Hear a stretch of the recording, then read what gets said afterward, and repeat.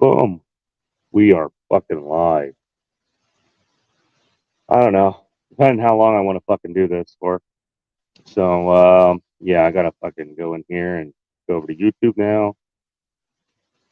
Go over to my channel. Man, I can't wait till my fucking new laptop comes.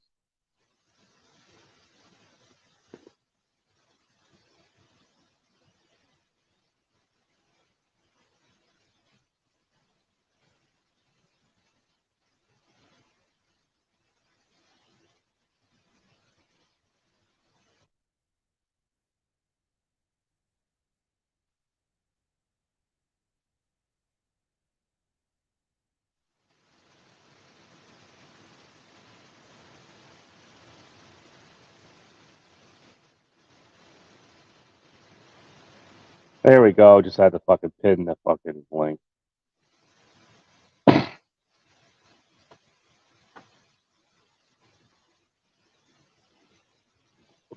beat up. Man, I can't wait until I get a bigger shed out here and I can clean out some of my basement, put a little corner studio in. That's what I'm gonna try to freaking do here. But for right now, this is the best I got. Because if I was doing this in the house right now, the kids would be all over the fucking place. Well, maybe not now, but earlier would have been a freaking shit show. What the hell's freaking out?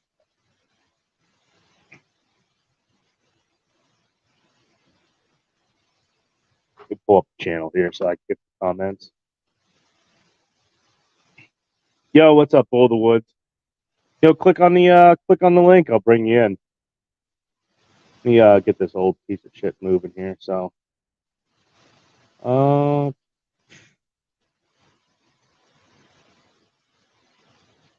what do I do? Freaking internet.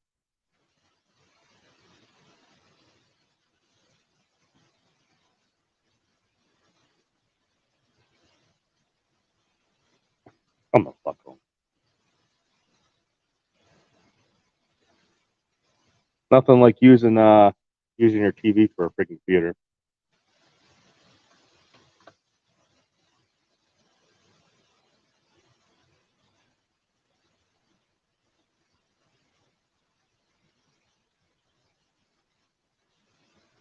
Yeah, there's no way I'm going to be able to read the comments on my cell phone and do this live here. Let's see here. So we got Bull of the Woods. We got Rolling with Ryan in here. I don't know. I don't know if I'm a freaking I don't know if I'm a moderator. I could maybe drop the link. Maybe you could drop a link on James Best. Can you drop a link on James Best feed there, Bull of the Woods? I don't know if I can do it or not.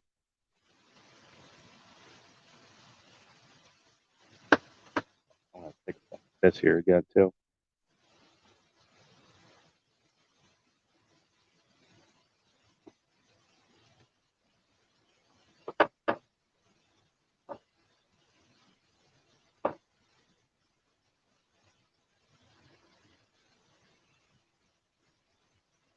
Looks like Terry the Cab Over still over there, James Best feed.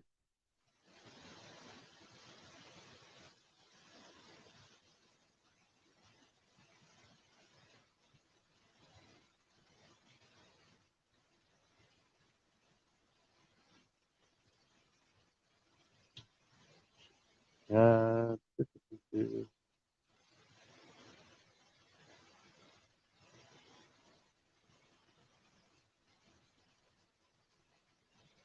Man, this fucking thing's slow as balls right now. Oh man. Oh man, I can't find my fucking channel. Nobody cares about me. Oh, there we go.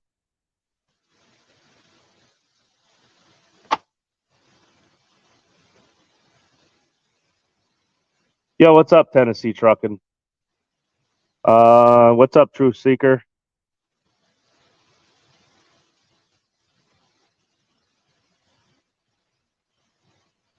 Breaking down this mountain. Doesn't help where I'm sitting at, where I got the truck sitting at over at the house here. I'm like on a fucking hill, so probably better off leaving it. Oh, you know what? I could probably do this. There we go. That's much better.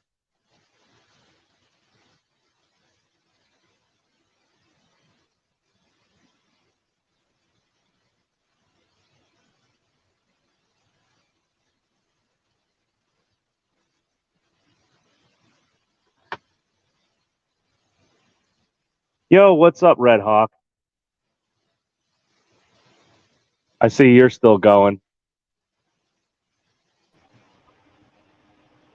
What's up, rolling with it? How you doing, man? Oh, nothing much. Just being fucking bored still. I ended up having to I don't know, my day didn't start until like 12 o'clock, so I'm kind of running on a different schedule than everybody. So Yeah, I run nights myself. I prefer it that way. well, I got stuck at a Maricold. Well, if you watched the live yesterday, I was there. Had an appointment for 2 a.m. and they pretty much said they were going to maybe bring me in around 9. Well, yeah, 2:30. I finally got in, and they kept me from 2:30 to, I don't know. They woke me up around like 6:30, 7 o'clock in the fucking morning. So Oh, you know, yeah. yeah. So I was sleeping until, I don't know, 9, 10 o'clock today. So I bet they were just willing to pay you a late fee too. well. I mean, they're gonna pay because fucking, like I said, my customer's gonna send them a bill. So, and they put my in and out times on on their paperwork. So they're gonna Really? pay. Yeah. So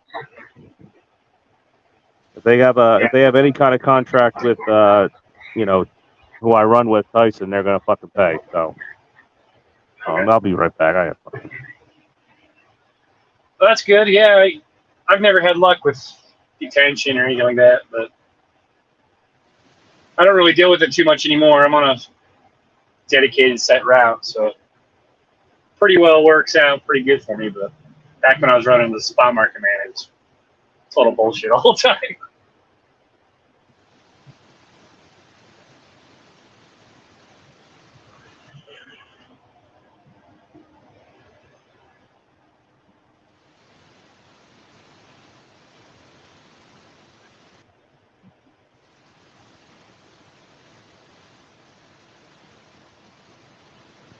I heard you saying something. What were you talking about?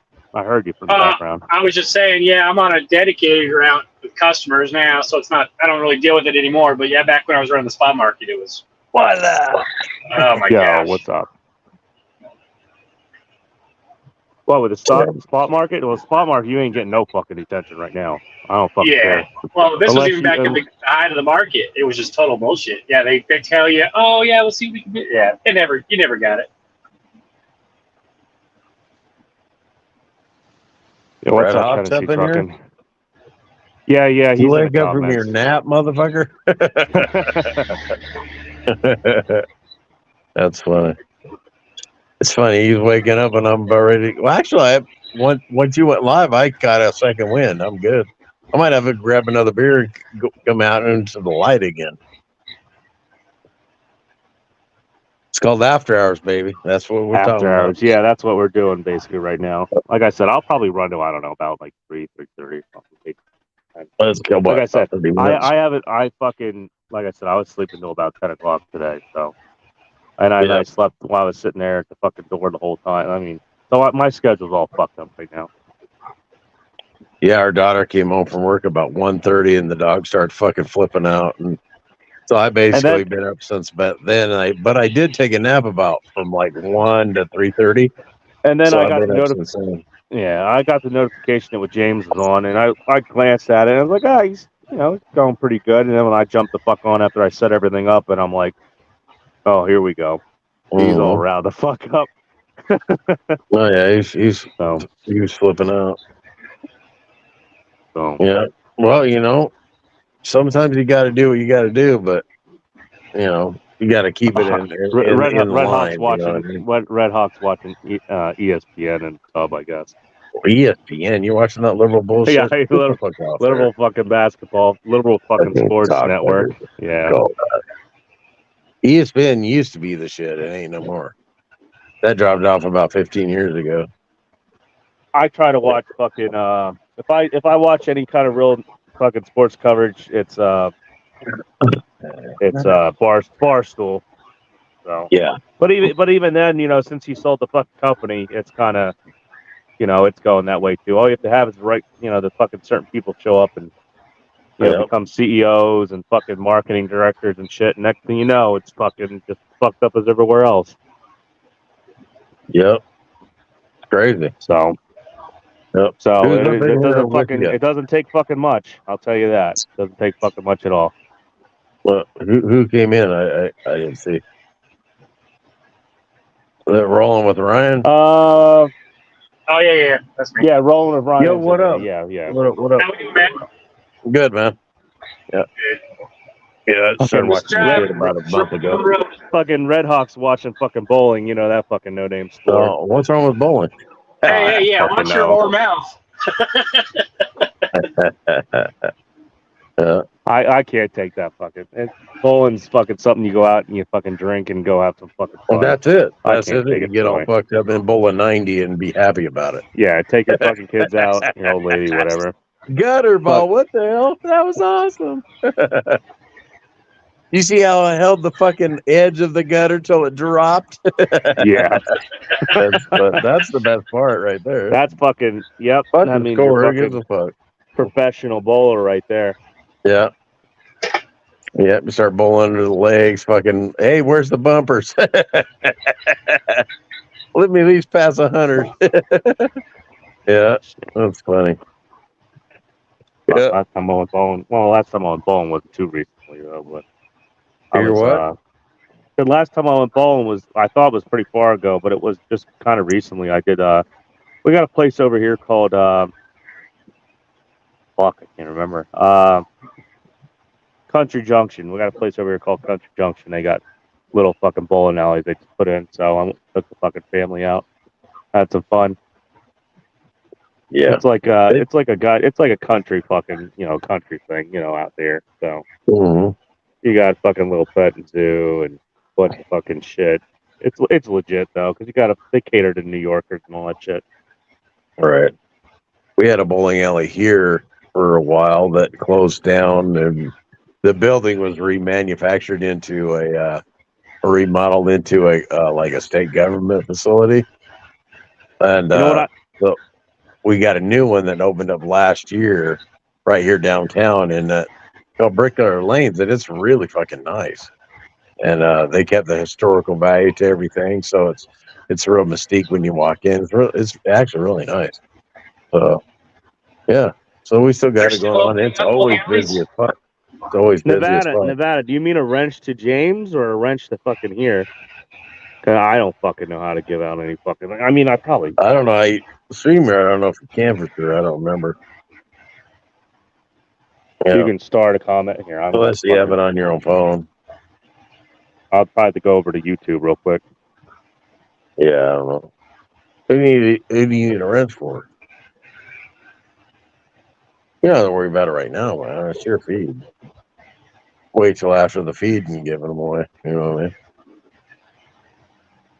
Give them to Rolling with Ryan and Nevada and stuff. You know, people you know they ain't gonna fuck with you, fuck your shit up. Oh, you blank. Only one here. Rolling you in here. No, I'm back. I'm back. Sorry, I was giving out wrenches. You have to go over to YouTube and do that shit. So I got you. until I get a legit laptop going on here because the $2,000 laptop I bought from Samsung, it locked up the first day I fucking went to go set it up, and then it locked up 3 or 4 other times, and I don't know. I was like, pay $2,000 for a fucking laptop and it's locked up. There's time to fucking send that shit back. Yeah. I dropped the link over there in James Best, but I don't I don't have a wrench, so it'll just Roland dropped out, I guess. Where the hell did he go? He'll be back. He probably just had a bad fucking bad connection. Right. No, but what the hell fuck were we talking about? We were talking about fucking Prime and fucking bowling. Lease. We were talking about bowling too. Well, lease, but yeah, companies at lease that dispatch their shit. I'm sorry. Fucking don't matter. Then they're done that. It ain't it. It's all right. There's a couple companies, but it's pretty rare. Yeah, Nevada, you got a wrench now and shit. Yeah. So he was saying in James Best thing. Yeah, I don't know. Eventually, when I get a laptop, I'll start. You got a wrench now there too. Pull the wood and shit. At least on my channel. Right on. Oh yeah. I don't get too much bullshit. Nobody fucking trolls me. I don't know. No. I try not to get into it. Like I said, I'm trying to become a big deal. You know what I mean? Yeah, oh yeah. Yep, Shit. an icon, if No, you will. I don't know. I kind of want to I know some of the shit I do is a little fucked up, but I'd like to try to like team up with Mother Trucker podcast, over there with Alex and stuff, and maybe actually do some good. Maybe start a fucking something that does a lot better than OIDA. Right. Just to clean up the fucking shit. It's time that somebody like just does something. Holy shit! Like it's just never ending anymore. Yeah. Nobody Do you fucking. remember me sharing your video you did about, I don't know, I came across your feed somewhere. I don't know, I think it was recommended. And I've been watching it about you being frustrated about what's going on currently. And I shared, and I go, I said something to the fact of, do you agree with this guy and how he feels, and which I agreed with you 100%. It's a fucking fiasco out there right now. And these motherfuckers running around, can't even fucking read English and fucking, yeah. How do you get your license? I don't get it. They're just giving. I'll tell you how they're fucking getting their license, because I got a group I have. It's like, I don't know, 5,000 under cars for sale in the Philadelphia area, or Philadelphia and Bucks County suburbs or some shit. Back when I used to live down there, there's legitimately people up there selling CDL licenses and shit. And what you do is you get a hold of them, fucking IMM crap, and they take one of these guys that come over, from overseas or whatever, from Novoda, what is it called? Fucking Novoda, about one of those fucking European countries. I'm fucking a little slosh, so I don't fucking know.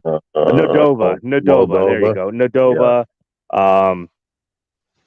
Where else? I don't know. Wherever the fuck they come from, they take them, and then they get a CDL over here, and it doesn't work out, and they fucking go back. So these guys, they take their information that they basically stolen or sold to them, or who knows, and they make you a fucking license. They put your fucking picture on it, and now you're this Nadova guy, and you're fucking driving for a fucking company with a fake license, fake name, and fictitious shit, and it just as far as the FMCSA is concerned, you have a CDL, but you don't. You're fucking just driving for a fucking company. I fucking tried talking to the guy, and I guess he got spooked because I was asking so many questions. But nobody cares. FMCSA don't give a shit about that. I tried reporting it and shit. They don't hear nothing back. Right. Permission to time out Red Hawk. Yeah. Well, yeah, I'll say Red Hawk. Yeah, I'll say your head's fucking pumping there, Red Hawk. You were like sloshed like a motherfucker. You look like you're ready to pass out there earlier.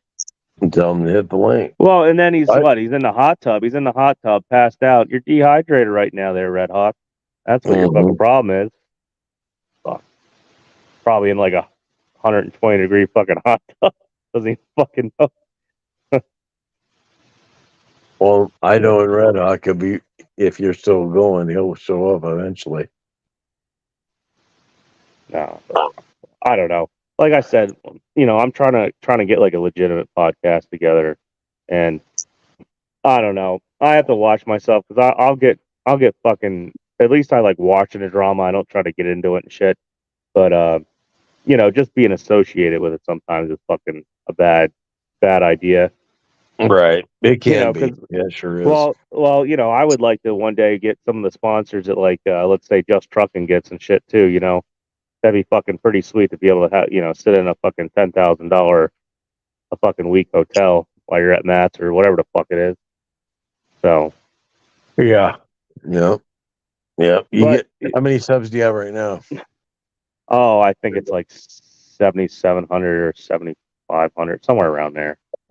Bro, I didn't put content I'll out. sponsor you when you reach 25,000. How about that? I didn't put content out for I don't know, like 2-3 weeks there. I don't know. It was just shit. Work, like life happened, and I didn't really between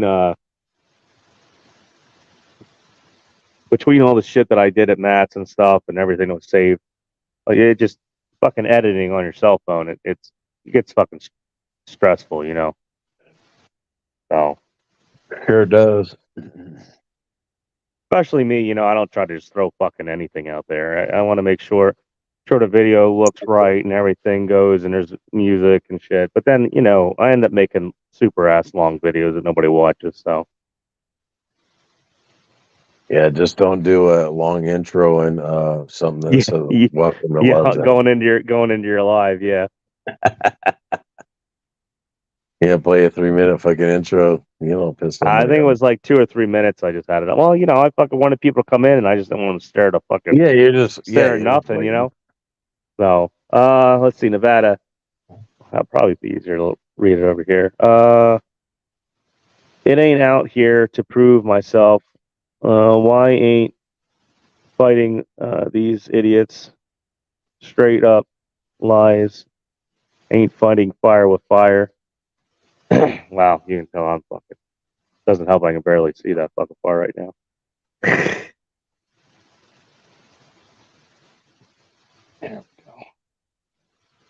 Yeah, no, I know I know what you're talking about, Red Hawk. Nobody wants to fucking get into bullshit. That's why I thought it was kind of fucking crazy that James fucking went off like that though last night. Because what was it? The other night he was talking about not talking about anybody's fucking wives and shit. Next thing you know, bam. But that's the fucking alcohol talking though, like every fucking time. Fucking if you don't know him and know what the fuck goes on, you know, it is what it is.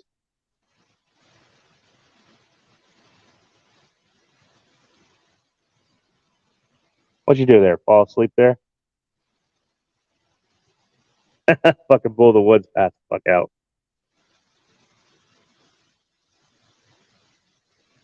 Oh, DeSantis? What, you don't like that fucking filtered shit water? That's all it is Coca-Cola filtered fucking water, right?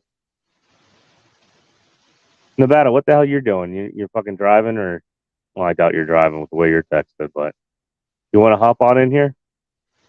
I don't know, we'll bullshit about something because I guess Bull the Woods just fucking passed out.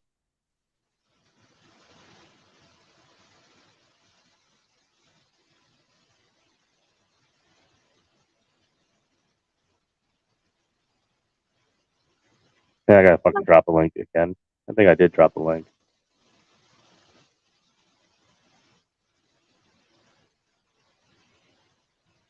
Or I can fucking do it right here.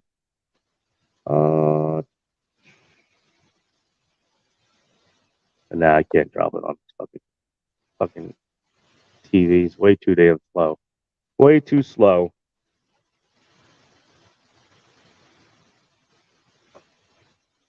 See who else is on here. Oh, okay, rolling with Ryan. He's still here. He's just got bad internet.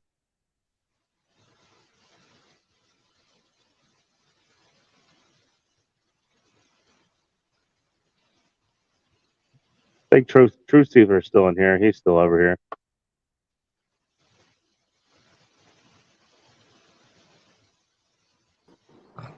Yo, what's up?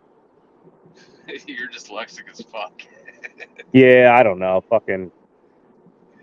I'm trying to read, and it's like this fucking big from where I'm at, and the damn, you know, I'm just It's the same fucking thing lounging. James Best does the same fucking thing. I'll say something And and he skips like 3 or 4 words, and I'm like, that makes no fucking sense. And it makes it sound like I'm saying this shit's stupid. yeah. I read it back to myself. Well, I'm I like, could nah, always jam my face up into my phone and read it real good, but then you know, who the fuck wants to see my ugly ass face that close? Fuck. No, this drama shit. It's only as it only means as much as you give it, dude. Yeah. I mean, I hopefully no one fucking takes that shit seriously, because fucking he's done that every fucking. That's just James Best there for you. So, fucking anybody that Yeah, takes it to heart.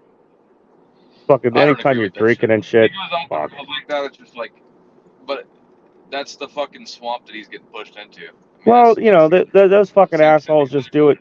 They just do it to get a rise out of them, and then he fucking feeds into it and just makes it worse.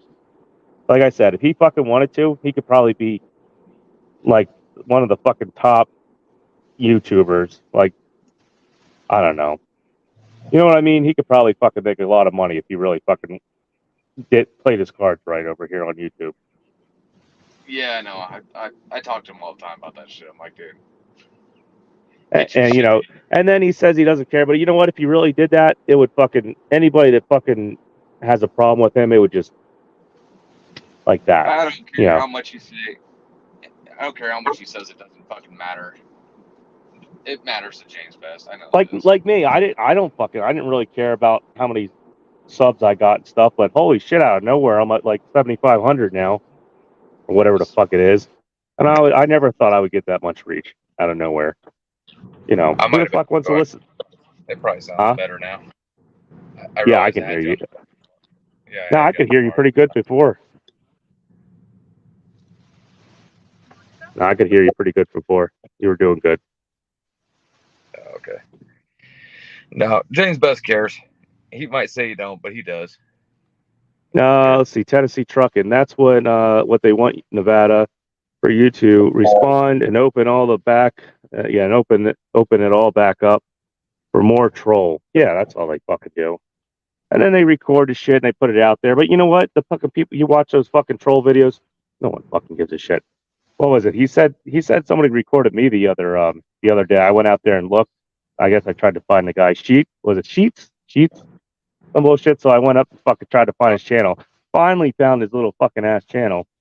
And I was like, what the fuck do I care about? Like, it was me doing something fucking stupid drunk. Woo, you know. Fuck.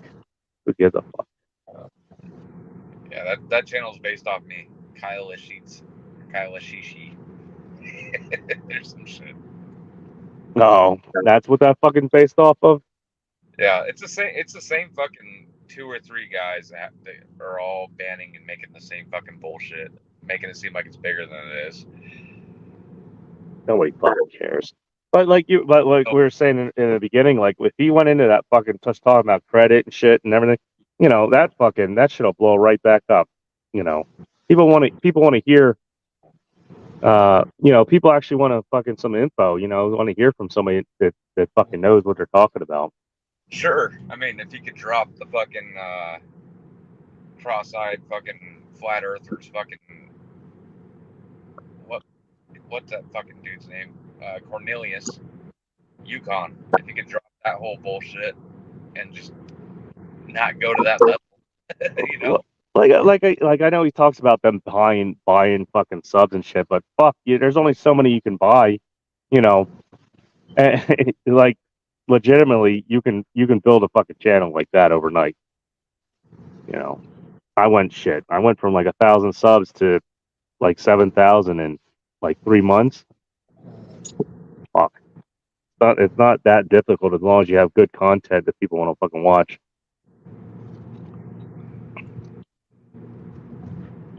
Comments are flowing up here. Okay, Tennessee Trucking. But the channel subscriber watching, you get sick of the nonstop trolling when all you want to do is watch your favorite YouTuber. Yeah, that's true. Sure, Yeah, we got Sterling in the house. Put that comment back up. I'll read it for you. What, this one? I just read it. But as a channel subscriber watching, you get sick of all the nonstop trolling antics. Yeah, antics. When all you want to do is watch your favorite YouTuber. So basically, what he's saying is that like he doesn't give a shit about the whole trolling back and forth. It just gets old. Like, and you as the content creator, you can't let the comments kind of control your channel. You know what I'm saying? Like James Best reads almost everything. Now he's gotten a little selective over time, but like I've always been selective. I go through and if it adds value, I read it. If it's back and forth bullshit, I skip over it. Yeah, well, I mean, I don't fucking read all the fucking bullshit that goes on in the comments too, because it gets fucking wild real quick. Well, especially when you got a booming fucking live stream going. You got 60, 40, 70, 80, 100. Well, you get 100 people in there. Shit, they'll fucking just egg it on. You know, they don't give a shit. They don't know who the fuck you guys are. Sterling, I gave you a wrench there. So how you guys making out? Dude, we're doing good. 3 days of work, 10 grand. Yeah, we're doing good. Yeah, like I said, fucking right now, like I said, it's about what you fucking know and who you know and shit. We're not trying to knock it out of the park, dude. We're making our money. We're fucking shutting her down. Yeah, that's the fucking way to do it right now. Yeah. This bullshit about we're not bullshit hungry. about We're paying the bills. We're paying our salary and get the truck payment paid. Throw a couple $100 back in the business and done. We're done. Hang it up. Try to get every week, so we're at least getting home once. Except for the DOD, we're running some DOD freight. So when we run DOD freight, we'll go out because it's paying for us to go out. But other than that, we're just running about 4 to 6 days a week and going home for the rest of the days. Yeah, that's the fucking way to do it. Like I said, if because you know what, if you ran harder, it wouldn't fucking matter. You'd just burn yourself fucking out right now in the way the market is. No, I mean after the extra fuel you're gonna spend, you might make an extra $1,500. Yeah, the fuel and getting stuck in a bad market and all that bullshit. This ain't fucking worth it right now. Sterling, best advice I ever heard: don't read comments, but for how we stream live shows, it's a necessary evil. Well, I mean, that's true. That's true. But you just to fucking skip over the bullshit. That's all. Hell, I mean, I would probably never block anybody, honestly, unless they got really fucking, you start going after my family and shit and stupid stuff like that. Yeah, I'll block you. But people are calling my boss and they're taking yeah, and they're calling me at 3 a.m. and like I gotta answer that shit, because it shows up in my caller ID as the owner of my company. Oh yeah, the fucking spoofing your fucking. I heard about that. Yeah. Yeah. This motherfucker says I went on James Best and said I told James Best it's easy. I could teach you on a phone call. It's because there's a goddamn YouTube video showing you how to do it. Just YouTube how to spoof a phone call. It'll tell you how to do it in fucking 30 seconds. Now I'm responsible for all that shit. But no, people are doing that shit to me. They're calling my company, fucking with me. Well, I mean, there you go. Teach him how to do it. Hopefully, fucking, that'll be like a nightly fucking ordeal. Every night he'll be spoofing somebody. Yeah, I mean, it's easy. You want to learn how to do it? The motherfucker puts his number out there. He deserves everything you got coming. Yeah, that ain't fucking hard. You can easily do it. You can do it with fucking companies and shit. Well, that's how these fucking these foreign fucks do it. They call you up. They say they're part of something representing the company. We'll get you 4 cents lower on your Pico bill, and look at the car ID. It says Pico and shit. Ain't fucking Pico. Same bullshit. Same shit the fucking spammers use. It ain't gonna bother me. I mean, they've already crossed those lines with me. I'm just like, I don't even give a fuck anymore. Well, it all depends. If you're in like a fucking corporate fucking big company like Prime and shit, they'll have prime. You know what I mean? They'll have fucking problems with shit like that. But like the owner of my company wants to go hunting, fishing, shooting with me. Like it's a different fucking dynamic. Yeah, you ain't gonna fucking. You don't have to worry about shit like that. And I don't even know why. Fuck, I like YouTube. I can't believe people fucking like get that serious. That's serious with YouTube that they're gonna come after people over stupid shit. And it all starts with fucking them wanting what you have, getting all fucking up in their britches about how much money you're making and your truck and all this bullshit. Next thing you know, they're calling your fucking company up. But apparently I've done that before too, so I'm guilty, and it's okay because I'm done. Whatever, who cares a fuck? I mean, I would never fucking. I really can't think of a fucking reason for me would ever to fucking actually call somebody's company up. And I mean, unless they were like legitimately, if I like saw them like on the fucking road doing something like really fucking dumb, like drinking, like being fucking trashed and driving and stuff, yeah, I might fucking say something about that. But, well, I happened to be on a phone call, and this guy on his YouTube channel was talking about driving his truck into a crowd of people. And there was Yeah, I probably, heard about it on James last. and only me and Little Dog were the ones that were talking on the phone call. So somehow that's me that made the phone call, and it's somehow my fault. I don't give a fuck. Whatever it is, what it. Whatever. Fuck. It ain't like you're doing it every fucking day. No, I called to do So once. fuck. But you Call already know. once. Well, little army. You thought you were doing the right thing.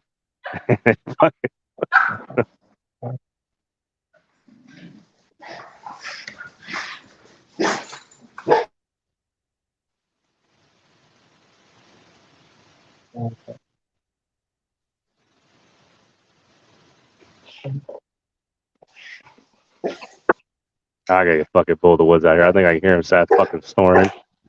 My dog.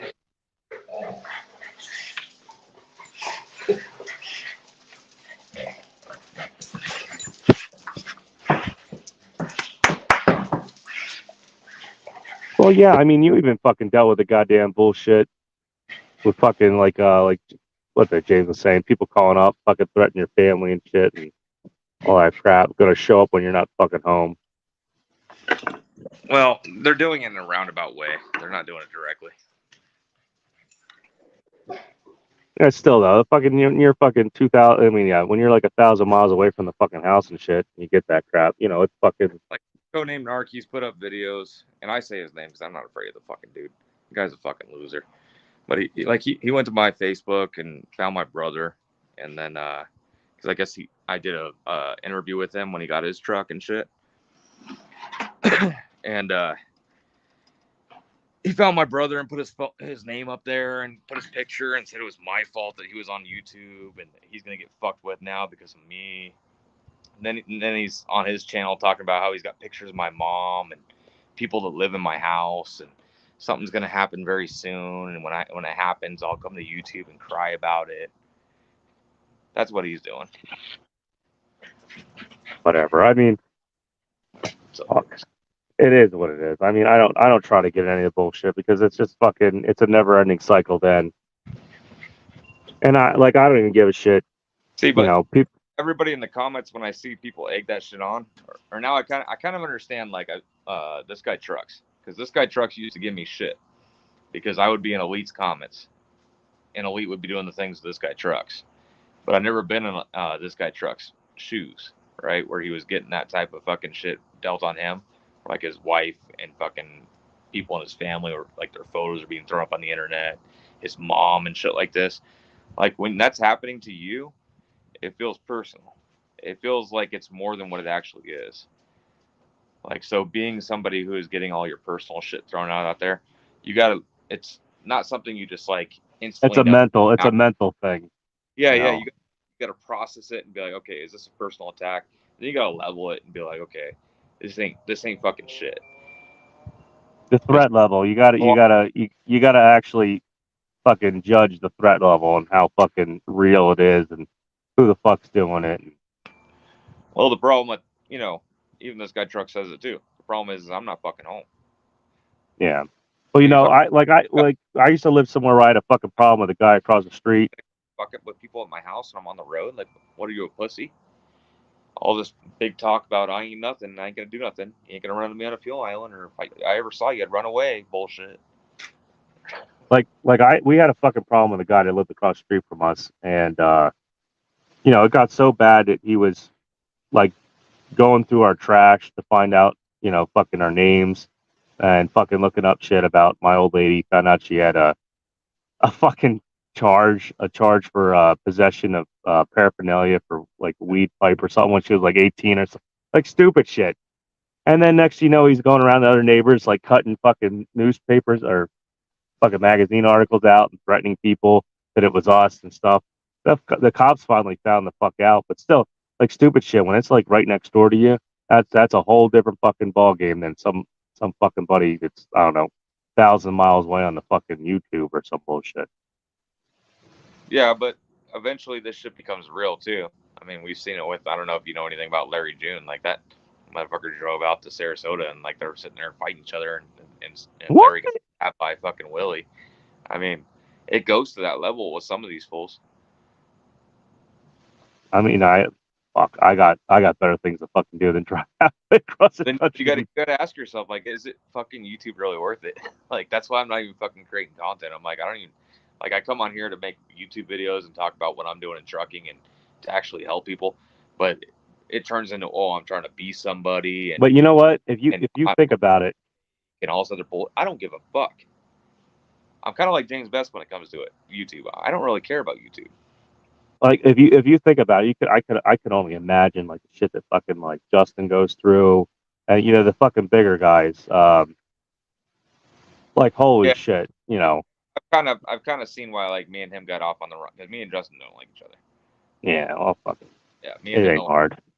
But I kind of see why like he like reacted a certain way to me now, like being on the receiving end of the shit. I kind of like realized why he was like super standoffish and aggressive. Oh yeah, because well, it's probably not only you know when you say one fucking thing, it's not only you, it's probably fucking thousands. Yeah.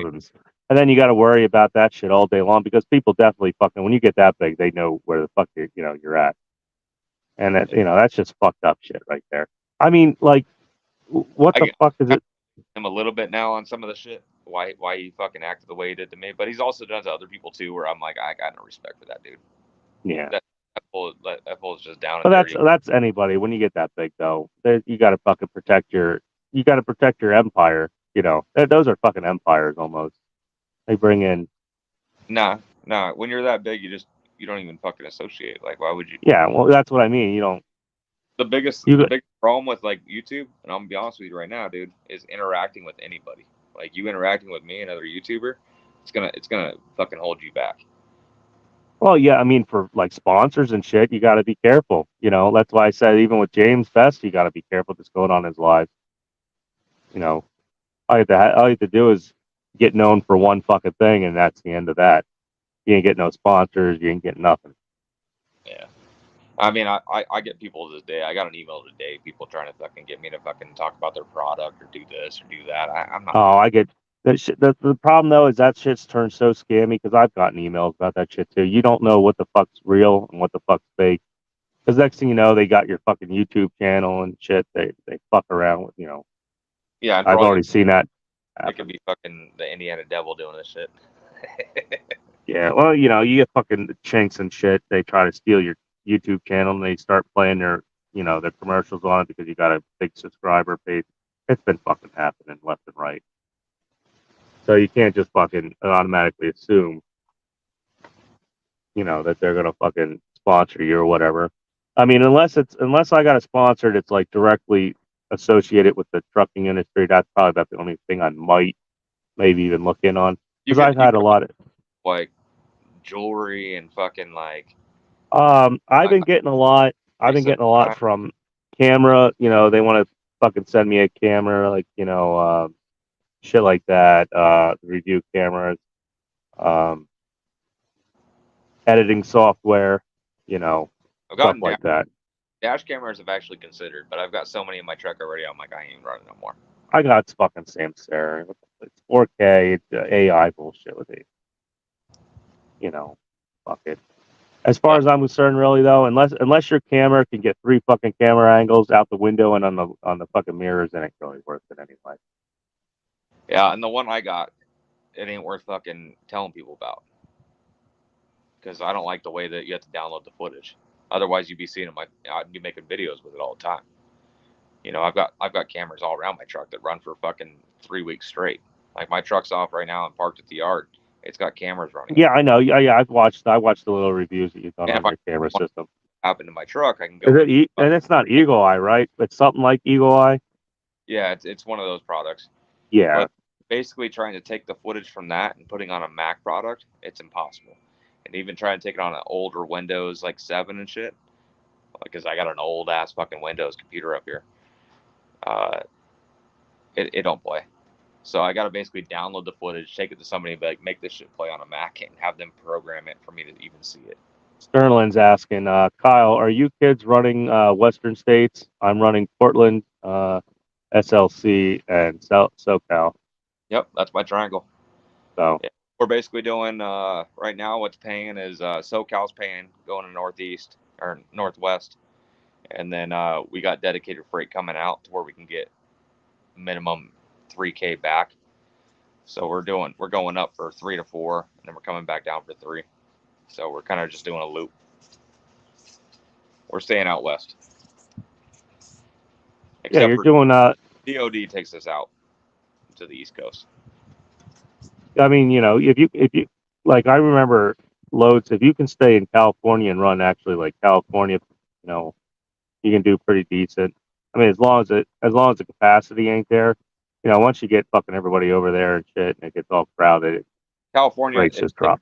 It's hit or miss. Right now, it's being kind of steady with teams, like team freight's kind of picking up out there, but it's not.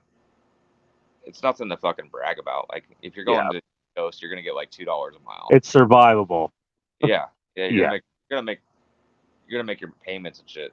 But as far as going from like Southern California up to like Portland, you're gonna get fucking $3-4 a mile.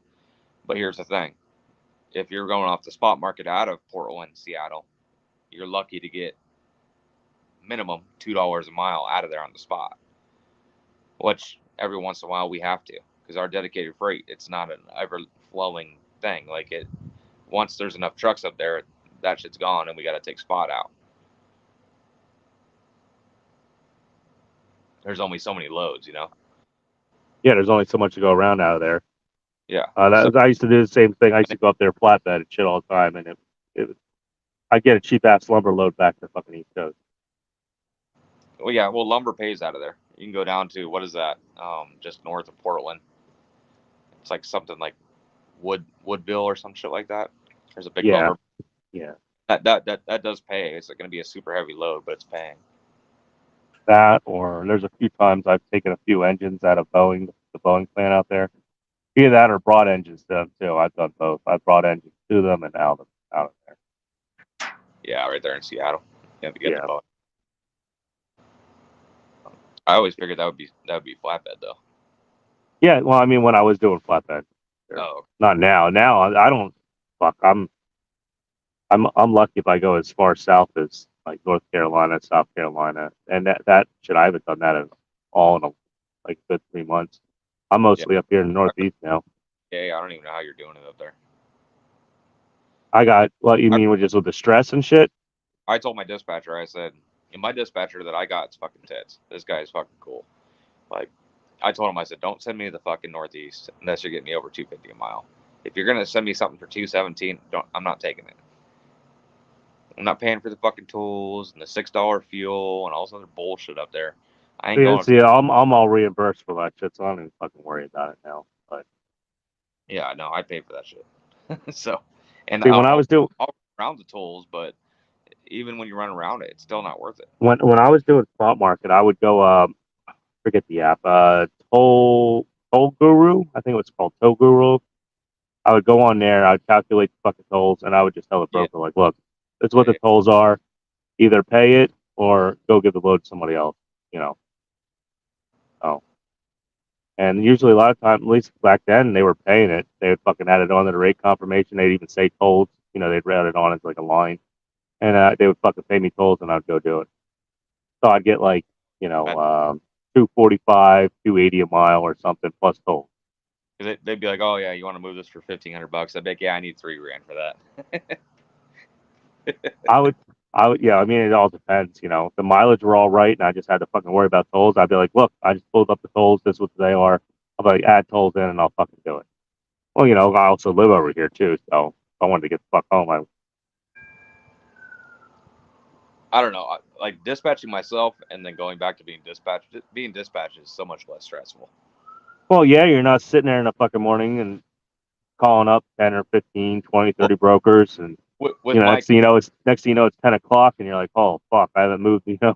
Yeah, exactly. And with my carrier too, it's one or the other. If I'm dispatched, I got access to dedicated freight.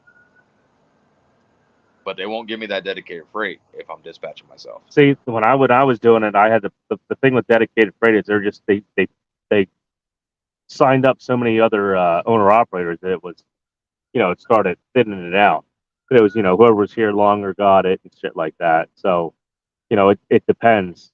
whether I would get dedicated freight. Luckily, a few times, like when I got down in Florida and stuff, they'd be like, "Look, we have a dedicated account and we have a load for you out." And I'd be like, "Oh, all right." So I'd go down to Florida for $4 a mile and come out for $2.35 or something. You know. Yeah, no, nothing like that happened for me. So Yeah. it was See, I was lucky. I got that a few times, but it did though. The more and more people signed on and shit, the more watered down it got. So like out of the blue. I mean, when I was dispatching myself, out of the blue, they would call me up and offer me a load, and sometimes I'd take it, and sometimes I wouldn't. And it was me kind of lacking the perspective of like the overall picture, because when you're dispatching yourself, you can't just look at every load for load, because you're like, oh, I need to be at this rate per mile every single load, and you don't learn how to cost average everything, because you're going into a certain market that's going to be paying $3-4 a mile. You're not coming out for $3-4 a mile. And so my mentality coming in was like, I always needed a certain rate per mile, and then I learned very quickly that wasn't going to be the case. So then I figured out what a target rate was, right? So I'd be like, okay, my target rate was like $2.50 a mile. So if I'm going into a place for $5 a mile, right, I can come out for $2.50 and still beat the minimum, and I got that $2.50 on top. So I mean, learning the overall how to cost manage, like the bigger picture of how to dispatch yourself, and then again sitting in a door and trying to figure that out, and all of a sudden it's 10 o'clock, 11 o'clock, 12 o'clock, and you're eating up half a day, but yet you're still trying to get that load. Or for the most part, I learned that it wasn't about the day of booking, because day of booking was not the time when I came in where when shit got bad, day of booking was yeah, because unless you were the first one on the fucking phone call, um, you probably weren't getting the fucking load, or it was already gone. If Well, you even bothered calling it up, if you thought it was a decent load to call on, it was gone. yeah, where I've been at, Yeah, where you're team load, boom, it pops up, you are 10th in queue. yeah, or it's fucking busy. Yeah, You see it disappear off the load board. It's just like, yep. yeah. So, I Or mean, what I'd like is they'd be like, "Hey, email us," or some bullshit, and you go fucking email, and they're like, email. They get back to you. They'd be like, "What's your rate?" I'll be like, "Well, you posted it for this much." They're like, "Well, we're just taking rates right now."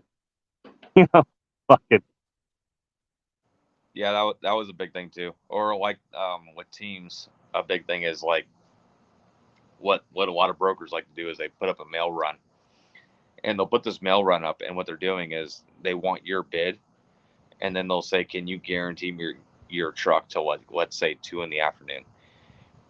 And then so you either have to agree to like say, okay, yeah, I'll do this for 4,000 to 2 in the afternoon, or you gotta say, no, I ain't fucking giving you a bid. It's 8 a.m. Because what they're gonna do is gonna try and get the lowest price until 2 in the afternoon, and they'll hold you in there in case the other truck falls off, and then they'll get you in. So yeah. When it got bad, I was having shit like that too, where they fucking, next thing you get to the fucking shipper, and they're like, "Oh, well, we won't load reefers." I was like, "Well, a fucking reefer was coming," and then next thing you know, somebody pulls in with a fucking reefer and loads the same shit, because they fucking they found somebody cheaper. When shit got real bad, it was really fucked up like that. Like I was calling brokers up first and fucking asses out, sending them fucking bad emails, shit. I didn't care. It turned into bullshit like that. You'd fucking be in the door, they come out, like they were gonna load you, and they'd be like, "Oh, we don't take reefers." Like, what the fuck you mean you don't take fucking reefers? You knew, and I'd go out, I'd sit at the door, I'd sit across the street, and here comes a fucking, piece of shit, fucking Volvo come pulling the fuck out with whatever fuck, nationality or whatever they were. Fucking go in, walk in, they back up to the same fucking door I was at, and they fucking load them. They fucking, bid it fucking, what, 50 cents less or 20 cents less. that's the industry, man. Well, it's just how it got that bad there. And I mean, it's probably still that bad now for a few people still. No, it is. It definitely is. That's why when this came on, I just jumped on it. I didn't care. I was like, fuck it's free for whatever. I'm gonna do it. And then once the truck broke down, I saw that, things were probably going to be steady here, and I couldn't get a fucking finance for the rebuild or anything. So I said screw it. I pulled the trigger and I just got this truck. And so far it's been going, going all right. You know, Yeah, I've seen some of your videos talking about how that truck's kind of like falling apart, like at 35,000 they're like miles. stupid stuff, like plastic shit, and it's just dumb crap. No, but when you're the owner of that truck, it matters so much more. Well, I mean, yeah, that too. I mean, if you're in it every day, like most, well, who the fuck was saying? You watch Snorlords feeds, right? I try to Some of catch, Snorlords. but Well, not every. he did one the other day. So he did one the other day where he was talking about he read somebody's comment off of Facebook, and he said this is why I would never ever hire a driver. And the guy was talking about, I ain't putting no fucking light bulbs in. I ain't doing this bullshit. He's like, you're gonna fucking pay me to sit. And you're gonna pay somebody to fucking do it. You know, you're gonna pay somebody to fucking fix the truck or put a light bulb in. You're gonna pay me while I'm sitting.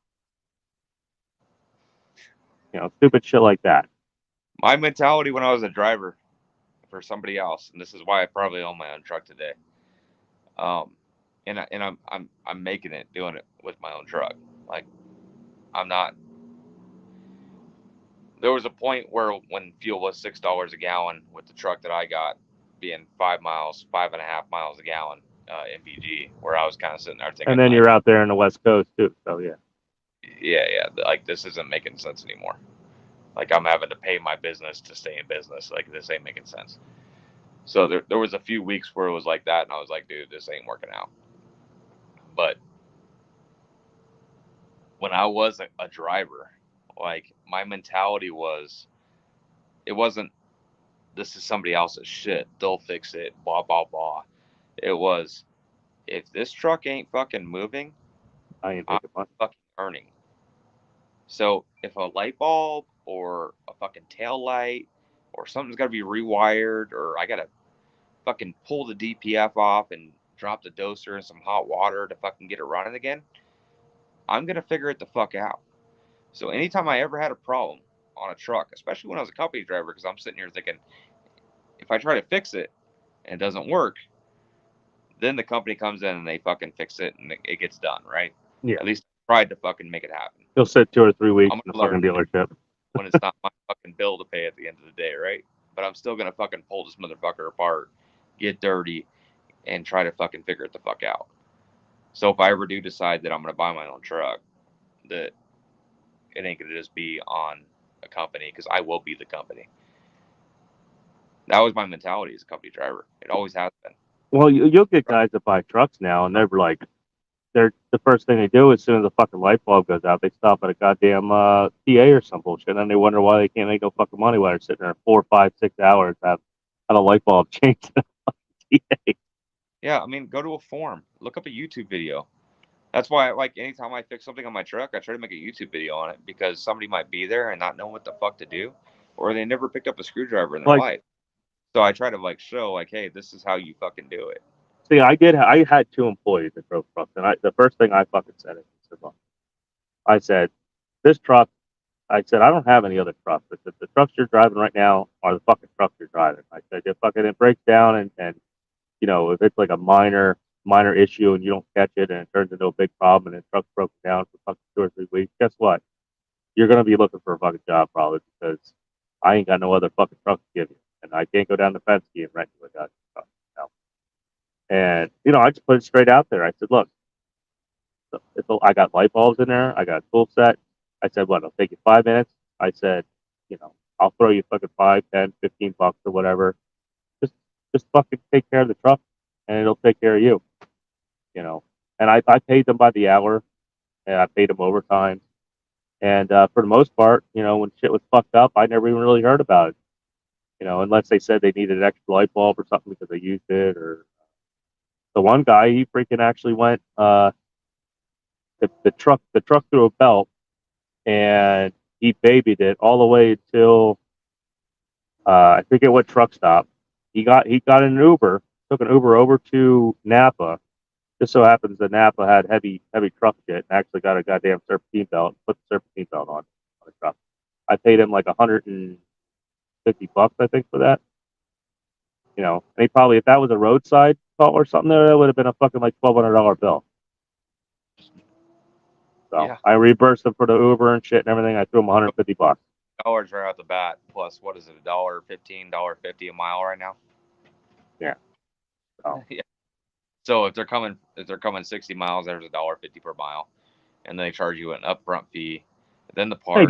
They do what they Then fucking labor. now. It's just like towing too. How it's got so fucking ridiculous. You know, if you don't have a connection, if you're well, especially if you're out of area, but if you're at least in an area and you don't have a connection to a tow, somebody that's towing, you don't trust them. Fuck, you might to go 50 miles, you might be paying $1,200 to go fucking 50 miles. That's something you got to consider when you're taking I-90. Yeah. When you're I-90, I mean, as an owner operator, like you're dealing with very limited supply of labor. So if you don't know how to fix your shit, then you go up on I-90 in the middle of the winter and you break down. Let's say you throw a serpentine belt, right, or a fucking belt, or let's just say your water separator fucking freezes up, and an Uber is going to cost you, or a fucking taxi is going to cost you $100. You're going to have somebody come out and do it for $2,000, or you're going to jump in an Uber, you're going to jump in a taxi, and go do it for fucking $200. Yep. $50 filter. So I mean, these are things that like people as owner operators, they think they're just going to call somebody all the time. No, like Well, sometimes there's nobody to call. And that's It might not thing. be. Yeah. And in those cases, what you got to do? What do? You got a tow truck. What's that tow truck say? Oh, you're way out there. Cha-ching. Like, dude, they know. Like, they're gonna get their money because I've had problems before where it doesn't matter how much money you fucking throw at it. It ain't gonna fucking fix the problem. No. It just fucking what happens. And they don't fucking think that far. They don't think that far ahead. Let's see, Sterling. My job is to take care of the truck, no matter who owns it. It ain't freaking an apartment. I guess he also saw one of your videos. He said, I liked how Kyle showed exactly how he fixed his wiring in the video. Not many drivers have the pride to do that. Oh yeah. So I was chasing down a short. Halfway through it, I ran out of time. I had to get back in the truck and go back to work. So I stopped the video, and then later on, I don't know, it was like 3 days later, I came back and I traced down the rest of the short and fixed it. And it's a matter of time. Like when it comes to a wiring thing, if you guys ever have a wiring issue, start at the light, take another working light that is working, plug it in. Doesn't work, it's somewhere in the fucking line. Then go through the line and take out the wiring loom or any kind of protective electrical tape or any kind of protective for the electrical, and look for corrosion. You see any corrosion, cut it out, splice it, put it back together, boom. And 9 times out of 10, that's what it is, bro. Further up the line, it can go all the way back to the power box, to the fuse box.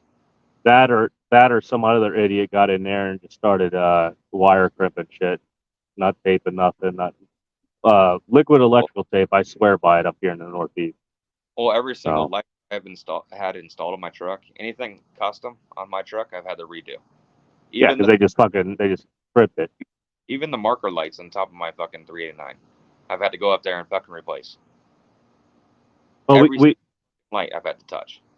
I used to pull a few pole trailers when I used to do utility poles for a direct customer, and they had whatever fucking mechanic they had that got in there and did the lights and shit. And when they'd have problems, they would just take regular connectors and they would crimp them. Well, up here in the Northeast, shit, you go through 1 or 2 winters, the lights start flickering, they don't work and shit. You start shorting out and stuff. I used to go in there and heat shrink connectors and then take liquid electrical tape and smear it around the end. So they shit ever getting in there again. That's it. So first off, the best tip I can give you for electrical is self-soldering connectors. Yep. So you can buy a pack of them for $15.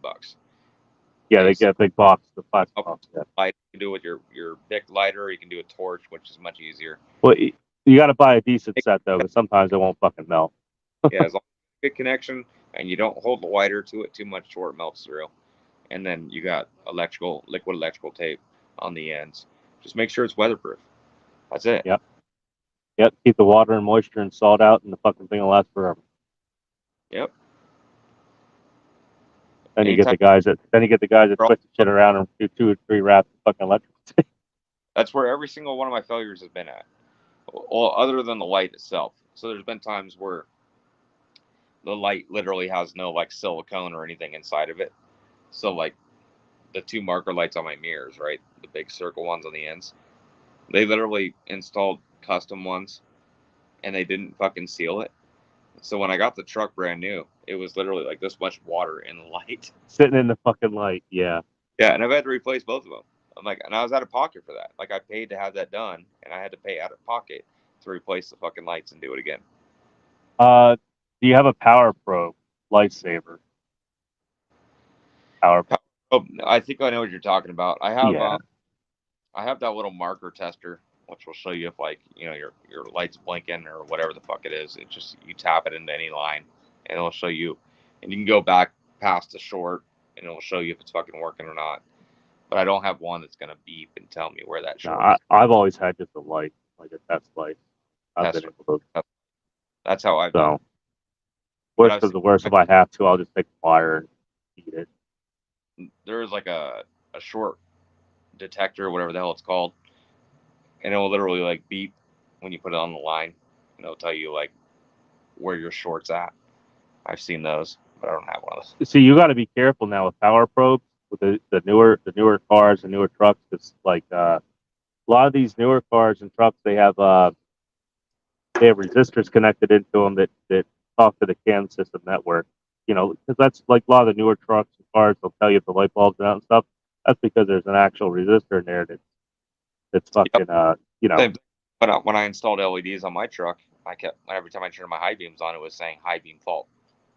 So they literally had to go into the programming and turn off the sensor for the headlights.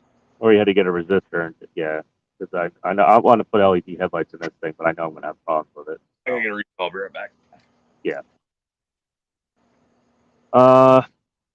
Steve Sterling, I know Kyle has a background in maintenance and electrical, so I appreciate what he does. Yeah, I mean, for an owner operator to come out here and not know it, not know anything. Sterling, like what everyone says to F8 about learning a little bit of maintenance. It can go a long way, especially when you think the mechanic's taking advantage of you or something. You can at least call out his bullshit a little bit. And F8 said that a few times too about how he thinks he might have gotten effed over a few times because he just didn't know any better. So it's that shit will pay off though in the long run.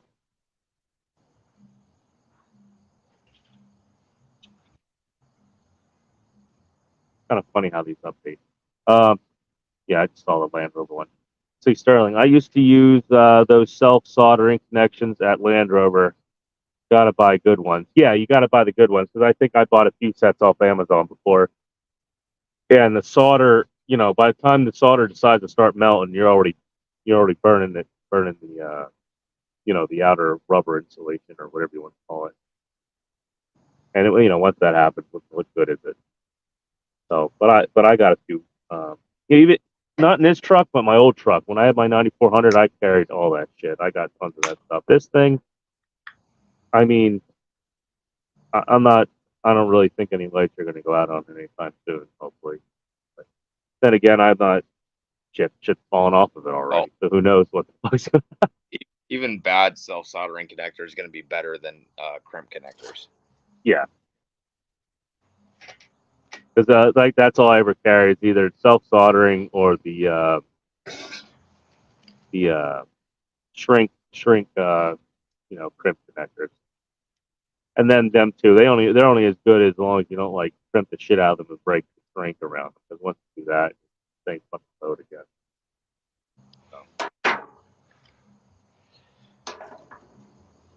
So. Yeah, I'm drinking Busch now. The reason I'm drinking Busch, it's an Anheuser product. is because my Yeah. father delivered a load of beer, and they literally totaled the whole thing. But before they got rid of it, he took his truck and he stacked the whole top of the sleeper with fucking 30 packs and shit. So I've got a fucking bunch of beer in my house because Okay, they screw it. and they fucking garbage it, and it's like Yeah. they're not gonna fucking, I don't know, a pallet of fucking Bush or whatever missing. Whatever. Yeah, so I got a bunch of this shit. Didn't pay Free. for it. Free beer. And pay for it free. No, just don't start putting wigs on and So like, shit. Yeah, but fucking what the hell was I talking about the other time? About the other week.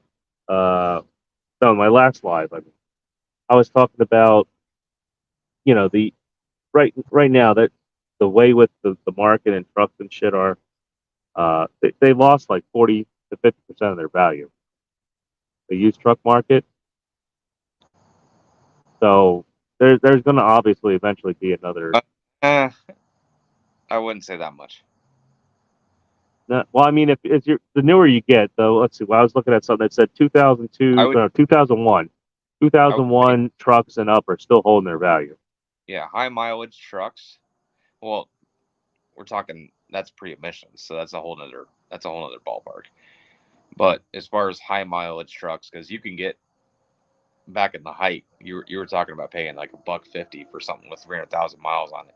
You're not ever gonna pay anything like that now. It's gonna be 40, 50. Well, 60. I was just looking. I could see Uh, that. I think it's called Dave's Truck Sales on Facebook, but I think it's MCA. I forget what exactly network it is. But it was 2019 Kenworth T680s, and they had 240,000 miles on them with Cummins motors in them. They were asking 49,000 a month for a 2019 T680. I was like, shit. You go back fucking a year ago, that truck was probably like $110,000 they were asking for it. With 240,000 miles on it with a Cummins engine. I don't know. I shouldn't speak on it because I haven't checked. So if you're saying that, I believe you. No, I have a feeling that we might have the same bullshit problems with overcapacity here shortly. I guess it depends on the bank too. But I mean, Lone Mountain's still going to give out goddamn leases, truck leases or whatever. So Well, if you're planning any time off, take it in July. July, yeah. Because I can already tell you right now, the market's going to try and do a correction again in July. And I That's know what I figured. I know from insider shit. Well, just for the you can tell it's starting to get a little bit better, but you can just look on YouTube and see everyone trying to hustle everyone back in the trucks again. It's going to inevitably happen, and then with the prices dropping, people still got some money. They still want. We got a little reprieve. I mean, rates are up slightly, and fuel has gone down. My average cost for fuel is in the 320 range. What's up, Sterling? You got some feedback. Yeah, your YouTube's on. Let me kill it. Hold on. Yeah, I'm a gallon. Average. There we go. Feedback's gone. There you go.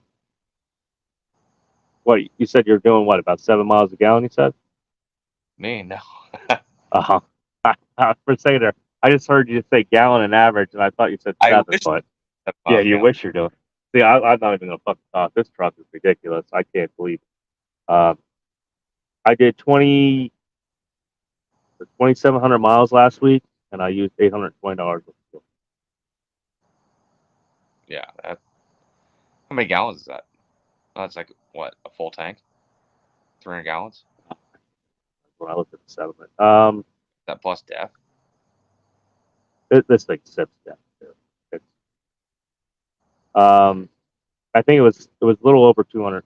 So I think I ended up doing 2 full tanks and maybe like, I don't know, $60 gallon.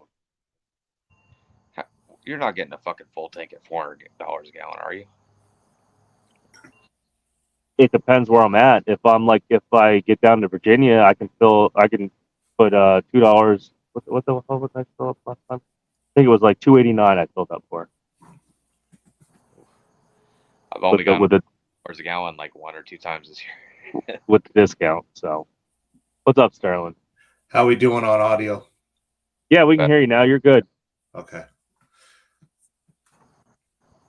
Good times. So what's the cheapest fuel you've seen so far out there?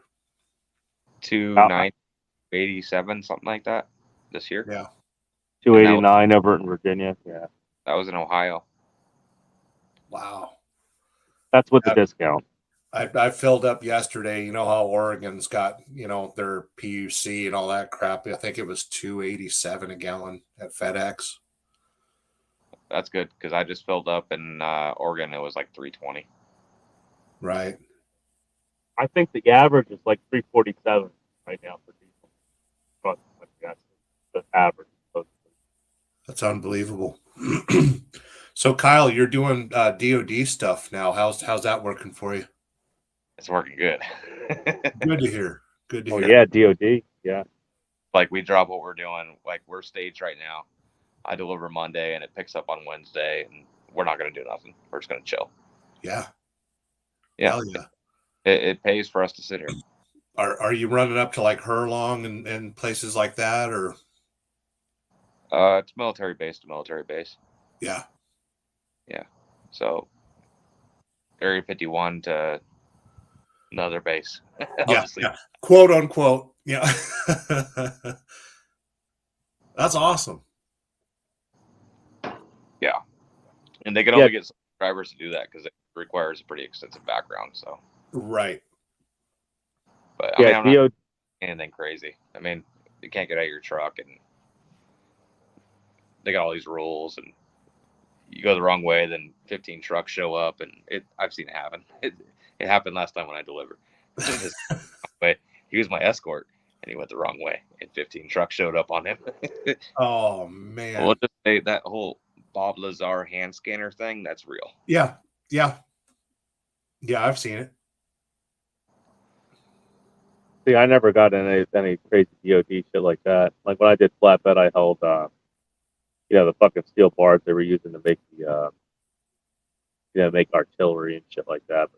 Well, nothing where they say you can't, stay in your fucking truck, pull the curtains, and when we're done, we'll get you. It's no surprise with you out there because you got the Hawthorne base out there, the ammunition depot, and FedEx, and of course, you're doing ammo. So I mean, that's just south of where you're at. So right, I do. That's a pretty interesting little setup as well, because they bring you up to this like old shaggy warehouse, and they're like, you can't get out of the truck, and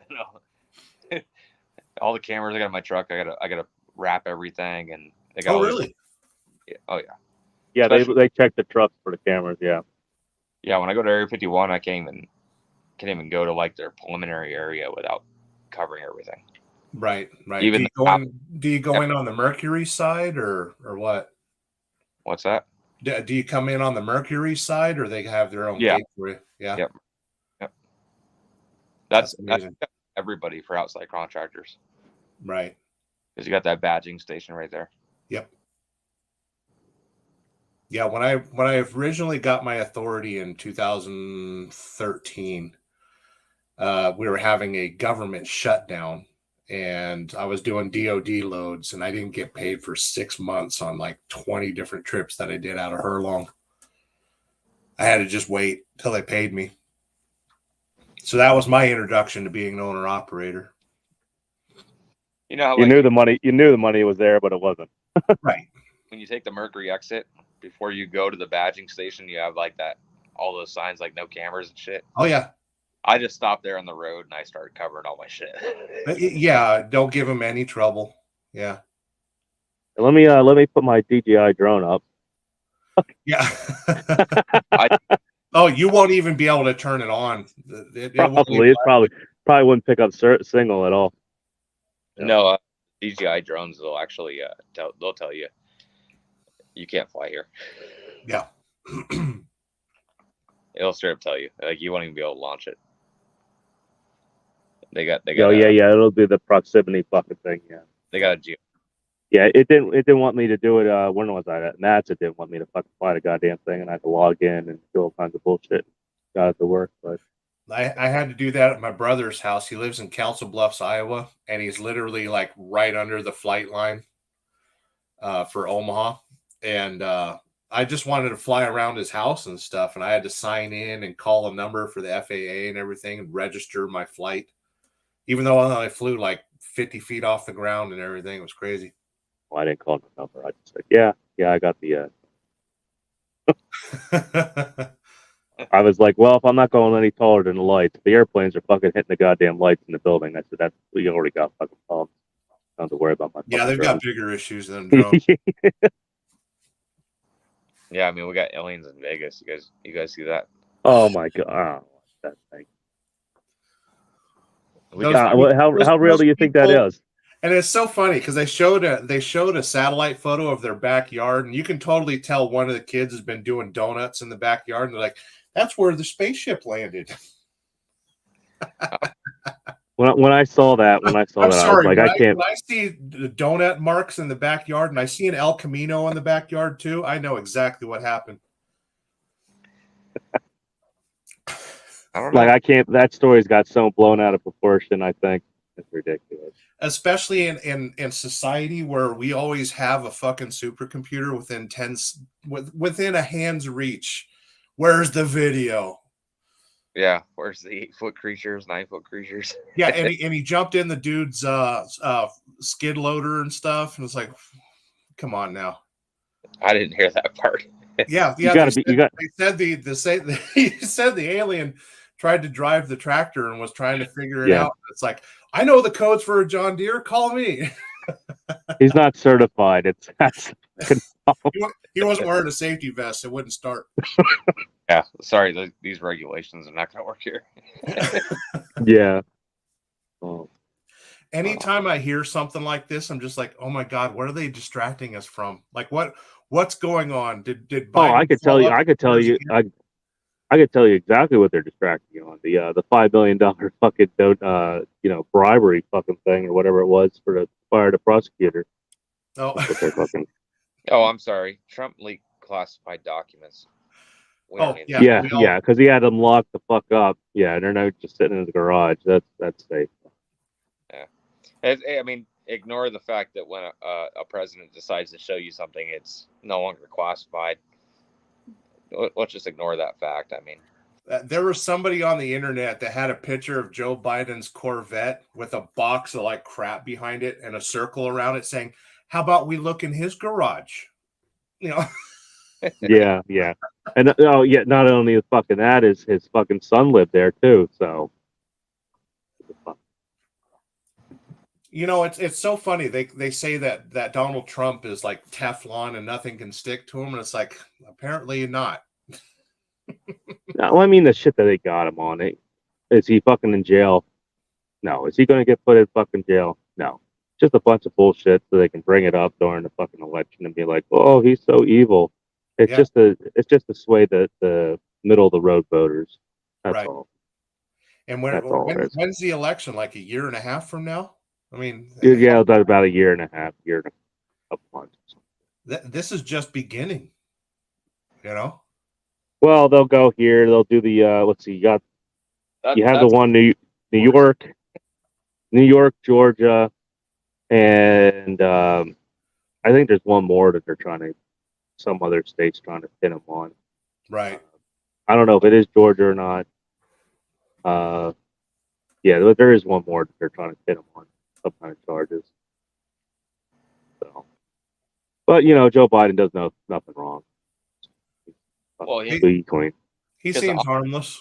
Debate, then he'd get JFK and some of these other guys that are running against him in a debate room and actually go for the primary. But it's not going to matter because I had this brilliant idea. I was like, okay, so why don't we all just like change our registration to Democrats and vote for the best Democratic candidate? And then somebody's like, well, they got super delegates. So they kind of they already picked it. Yeah. Already picked on the Democratic. Yeah, they already pick it. Yep. Already got it rigged on the Democratic side. I didn't realize that. Oh, you didn't know about that? No, Yeah, all you had to do to prove that was look at what they did to Tulsi Bernie, that and Bernie too. Yeah. Well, Tulsi Gabbard, they threw her under the bus with a bunch of fucking bullshit lies. And Bernie, that's what they did to Bernie. They just said, well, it's already rigged. We already know who we want. And Bernie, Well, we're not it.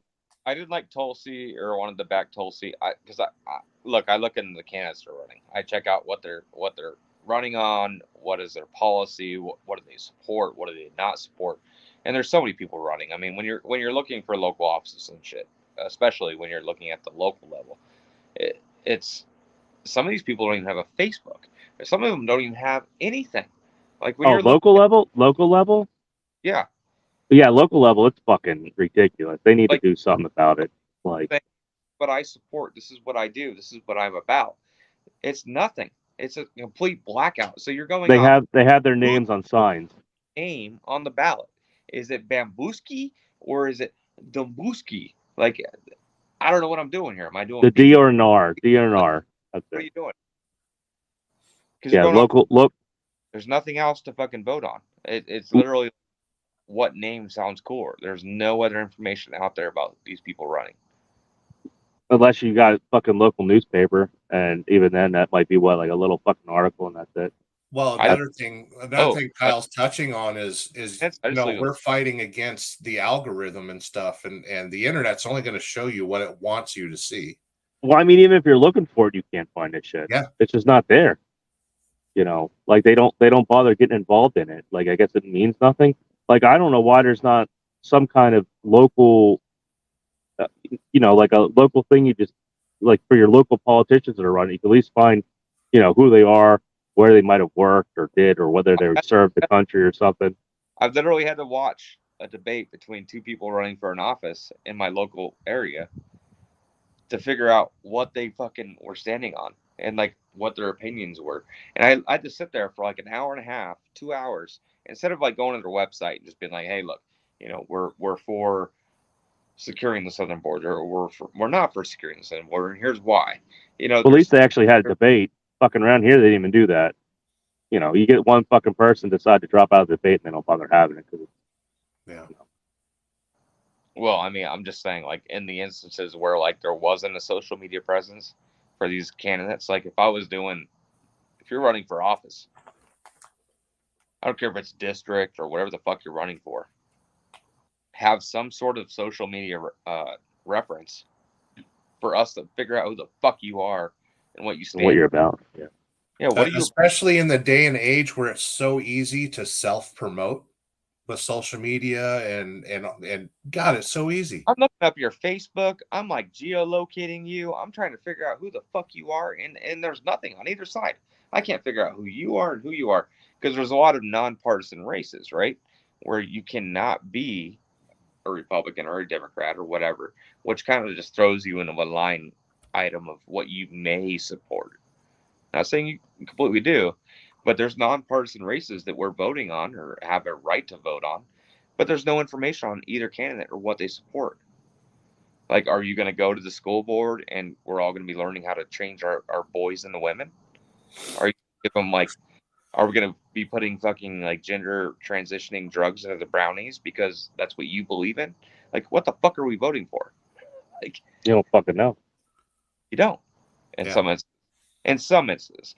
Now, the more predominant races, obviously, there's going to be opinions for both sides on there. At least a statement of what they're about. Well, you get into city races, like major cities and stuff, you can fucking tell what's going on, like Philadelphia or something. But you get in these little counties and stuff, and you just see the names, on the boards all over the place, jammed in the ground. That's it. There's no websites. There's no nothing. You look up their name. You might find like a newspaper article, and you go to click on the newspaper article, and they want you to pay fucking, for a year for the newspaper so you can read the damn article, and that's all you got. There's no website to go to. There's no YouTube, no Twitter, no nothing. No Facebook. That's why it's important for like our grandparents and parents and stuff that have the time to actually go to town hall meetings and stuff like that. That's when they fill the void and tell us what's going on. All right, so let me ask. Town hall meetings are junk too anymore, if they even happen half the time. if you guys were both in front of presidential candidates for both the Democratic side and the Republican side, because I'll be honest with you right now, I'm neither. I'm a centrist. I'm not a Republican because I don't believe with everything the Republicans believe in, and I'm not a Democrat because I don't believe in everything the Democrats believe in. I'm more progressive, libertarianish, I would say. I feel like I'm more conservative in most things. For me, I'm a minarchist. I'm kind of anarchist. See, I don't know because both parties have changed so much. It like they're just fucking going off of the name now. The Republican Party, I view it as you have Ronald Republicans like Newt Gingrich and all that bullshit that are like the old world. You know, they still want to be part of the social network and everything, and they'll just go along with whatever the Democrats say. And then you have, you know, the newer Republicans like, you know, Trump, the guy with the fucking eye patch, Crenshaw. Crenshaw. You know, you got the newer, younger, and even Crenshaw. There's some things that he talks about that I'm a little on, but you know, they try to play ball with the older Ronald Republicans, and with the Democrat side, you know, like I said, you have the older Democrats. Like technically, Joe Biden was the older Democrat. And, you know, you could watch his old videos, and he would talk about, well, you know, put blacks in jail and whatever the hell else he'd said. Well, they would not do that now today. So, like, both parties have changed tremendously, you know, in that aspect. So, you got to basically look at the candidate you're going to vote for, like either you're vote for Trump, most likely if you're voting a Republican. Voting for a name on a ballot, yeah, you're doing it all wrong. Yeah. If you're voting for a name, you like if you're looking at the ballot and you're just going R, you know. Hey, there's two names on here, but there's no reference to what either one of these individuals represent. And you're making a vote determined on that. Yeah. You're already fucking up. But what I was saying, that's called a non. What do they call it? Non something voter, educated voter or whatever. If you don't know, don't vote. If you don't know, don't vote. There you go. That's how the Democrats win, though. It doesn't matter. If you don't know, they fucked up. Get somebody else in there who knows how to make a fucking Facebook account, and let's see if they can get it figured out. But if we keep fucking just saying, oh, it's because the Democrats are just winning, like, what are we fucking doing here? Republican doesn't know how to fucking make a fucking Facebook account and say, hey, we're for America here, bitch. Like, I'm voting for America. Like, that's all you gotta say. I'm here for America. I'm not here for fucking gender politics or your feelings and all this other bullshit. Let me finish my statement from before, because I want to ask you guys each this question. If you could ask each presidential candidate, regardless of party, one question, what would it be? For me, I would ask, and this is something I thought about all day today. I want to ask Donald Trump, do you know something that we're not supposed to know? That would completely blow our minds. Is there something that they have something against you that you know that you can't tell us? Well, to be honest, he's already probably said that a little bit when he was running against Hillary. He said, he basically came out and said the game's rigged. He says, I know because I play the game. Yeah. He basically said that. He said this whole fucking thing. I always knew Trump as a Democrat. Well, that's how people perceived him. Yeah. I mean, I guess he saw they went too far off the fucking deep end and was like, I can't be part of this. I don't know if that was the question you were asking, Kyle, but that's something I was thinking about all day. Is I would like to ask Trump directly. Well, I mean, the question was if you could ask any candidate on either side one question, and it could be for both of them at the same time, what would it be? Yeah. Well, I guess since I kind of know what Trump stands for, I would pretty much ask if he became elected, is he going to fire like 50 to 75% of the fucking government? That's really what I would like to see him do. And he already said and if I going to fire everybody. So well, he's out for blood. I already know. So, but that's really, but I really that's really what I want to know, if he will actually do it. You know, not what he campaigns on, if he will actually do it. And he probably will now because he's in his second term, and you know That's usually when they do it.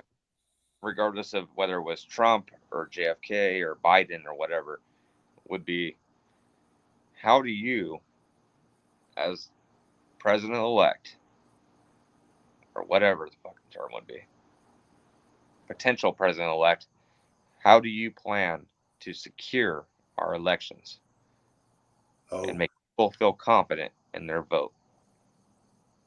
That's the biggest issue right now, Kyle. Well, I would say that would have to be after he got elected. You know, I don't think he could do anything in the meantime. How do you, as president elect, plan to secure our elections? What are you going to do to secure my election, my vote? What are you going to do in the future if you are elected to secure the American vote? Because to me, election security and confidence is gone. And if something happened in this election to change that, or the next president that gets in to make a big direction or focus on securing elections in the United States of America, our so-called quote-unquote Republican. Well, the problem now, though, with that, sarcastically, because we're a constitutional republic, but our democracy, how are you going to secure our democracy in the United States of America? How are you going to secure the constitutional republic in the United States of America? That's my question to you. Yeah. The problem now, though, is like we're asking that question right now, okay? And if, let's say, you know, the election goes the way I think it's going to go, like the way I thought it was going to go last election, the other side's going to be basically saying the same thing we're saying, that, you know, we cheated or something happened, just like what they did with Hillary, you know.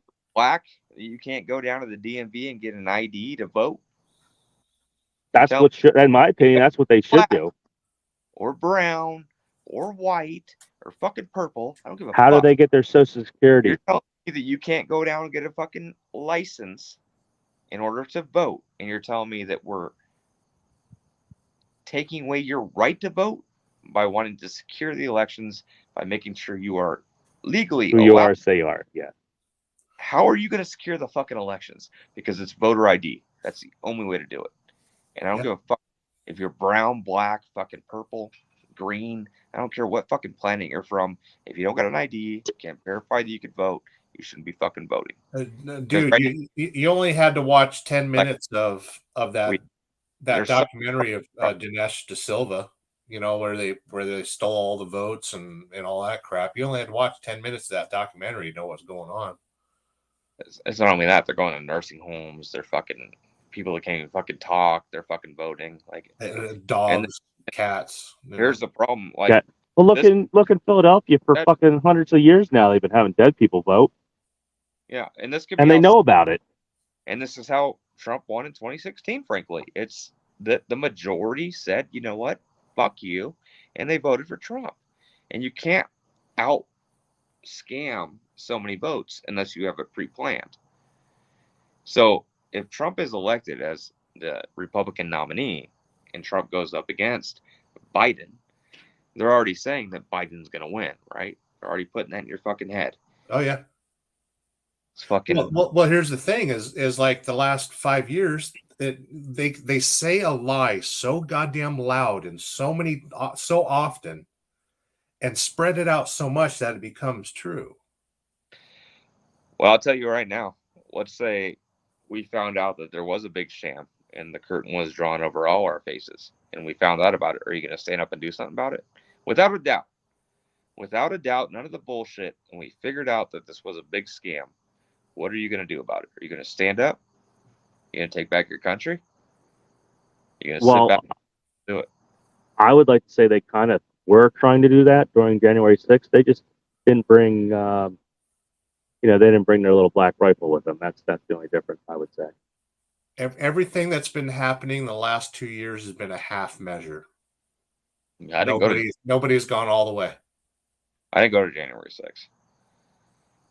I kind of orchestrated a bus ride that apparently the the bus company decided to pull out. I don't know, either that or they rented out too many buses for it.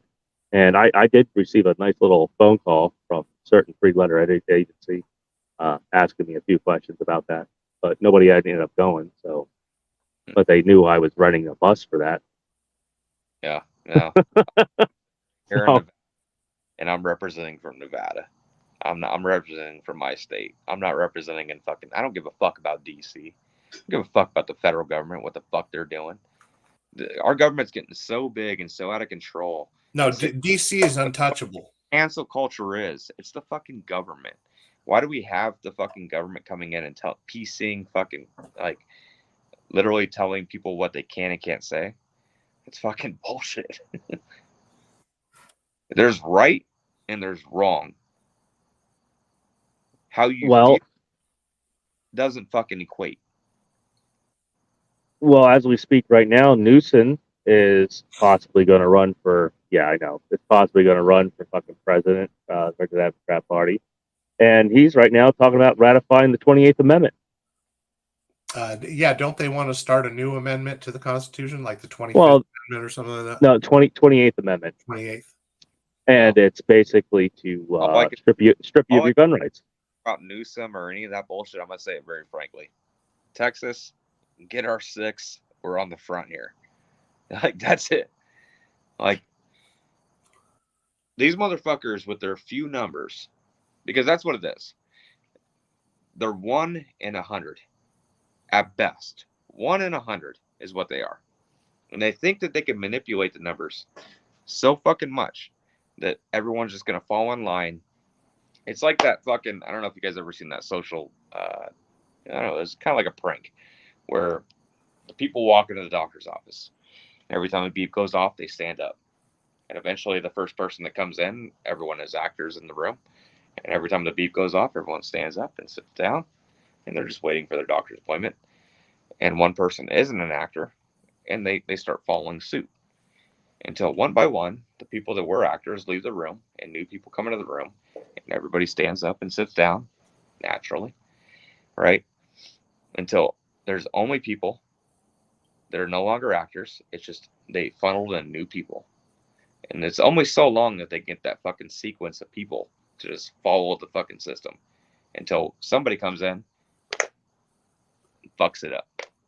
I plan on being that fucking cog in the gear. Yeah. Well, it's like you ever watch? Well, everybody's watched MIB. You know, when Will Smith goes to take the test in the beginning to get into. Well, he doesn't know what he's getting into, and he just pulls up a chair, you know, so he can actually do the paperwork while everyone's sitting there trying there with a pencil in their hand.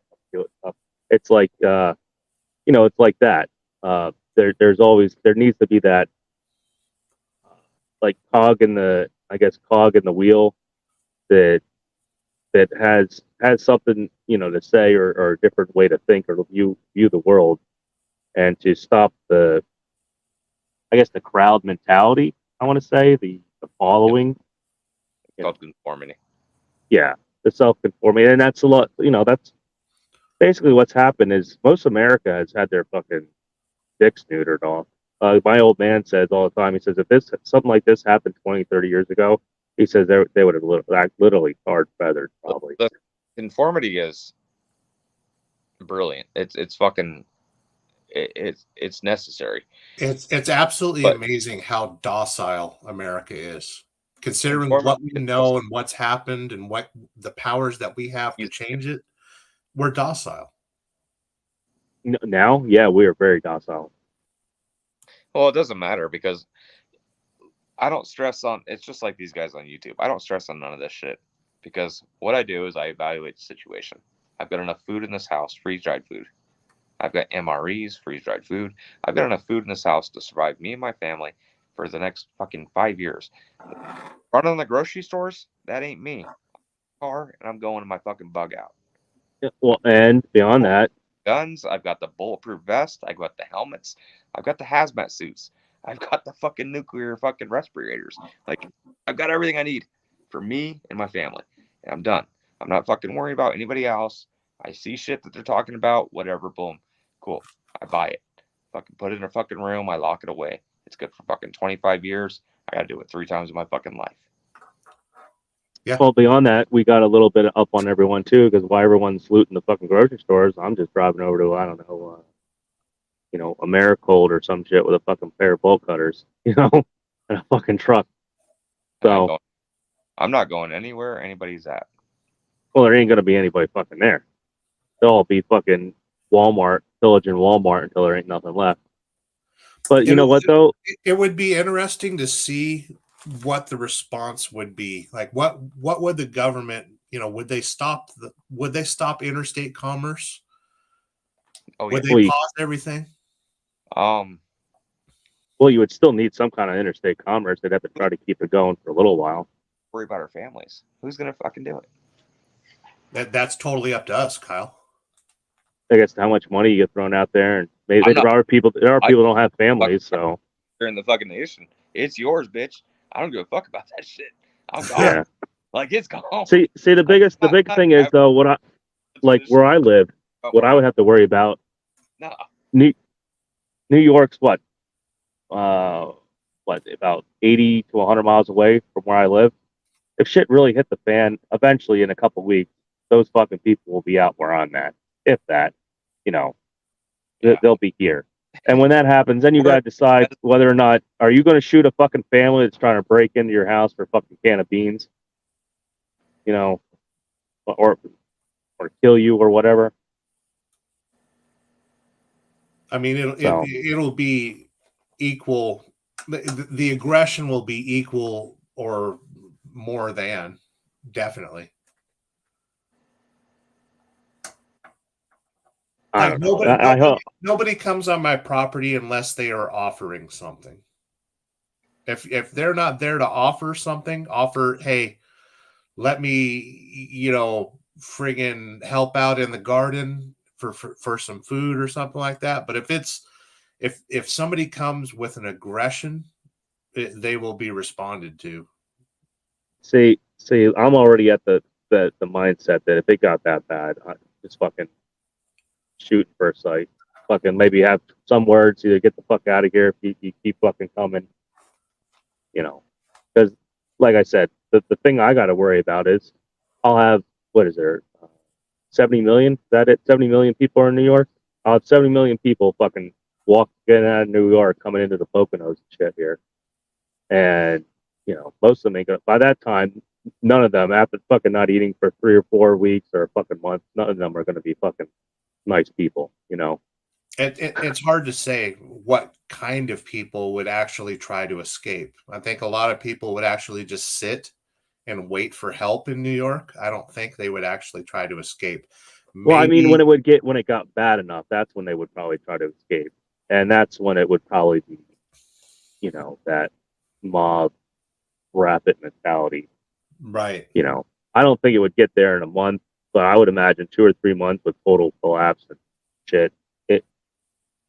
When you're fucking hungry, you don't care. It will be no more of you're a fellow American now. It's barely that. Yeah. So, No, it's an interesting thought, and I've had it so many times. Even the last 3 years during the pandemic, I always had an escape route. If something happened, I was going to get home no matter what. Yeah, I've always had that in the back of mind. I always told my wife too. In this situation, if something were to happen, there he is. He's prepared. Yep. Look at that. He's one of those preppers. Yep. He'll like I've always told my wife and shit. If something were to happen and I'm not there, we like let's say I told her if we ever had like a nuclear attack or something, I said most likely, to be honest with you, the EMP is not going to be powerful enough to wipe out the cars. Just the way the newer cars are built, Yeah, they're all. We did an experiment one time where I worked. They were jumping the car. We literally took the fucking jumper cables and we're like shorting it out on the goddamn ECM, and it was still, it still was all. It was just grounded out to the fucking car body. Go back about 10 years or so on Top Gear. They actually had a bolt of lightning hitting cars. The giant Faraday lightning bolts and stuff. You can't short out a car that way. Now, I'm not saying All the cars you might not, but I would say probably a good 80% of the cars probably would still run. You know, But you got to on keep the in mind a fucking lot road. of the ignition systems have to be shielded because we have to have nice stereos in our cars, and we don't want to hear the alternator through the radio. Through the radio. So I always told her, MRE is that, Kyle? That's a chicken burrito bowl. That's huge. It's the newer ones. They're supposed to be better. I'm contemplating eating it. But this is a soft armor right here. Yeah, I recognize it. Pounds. It will stop a 5.56 round. Care to find out on camera? yeah, I was gonna say it'll stop it. You ain't gonna be happy about it, but it'll stop You it. might be a little upset. Google it. You can Google it because it's a local company here. It's called Safe White. Safe White? Yeah. This is their the best shit they offer. It's not like that that ATF agent that was wearing a steel plate in her carrier. Did you guys see that?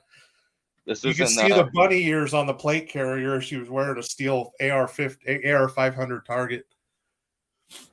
I wouldn't want to get hit with anything, but I would rather have this than not have it because this motherfucker, it don't just cover, your vital organs like a little small carrier. This is covering me. Like it's starting from here.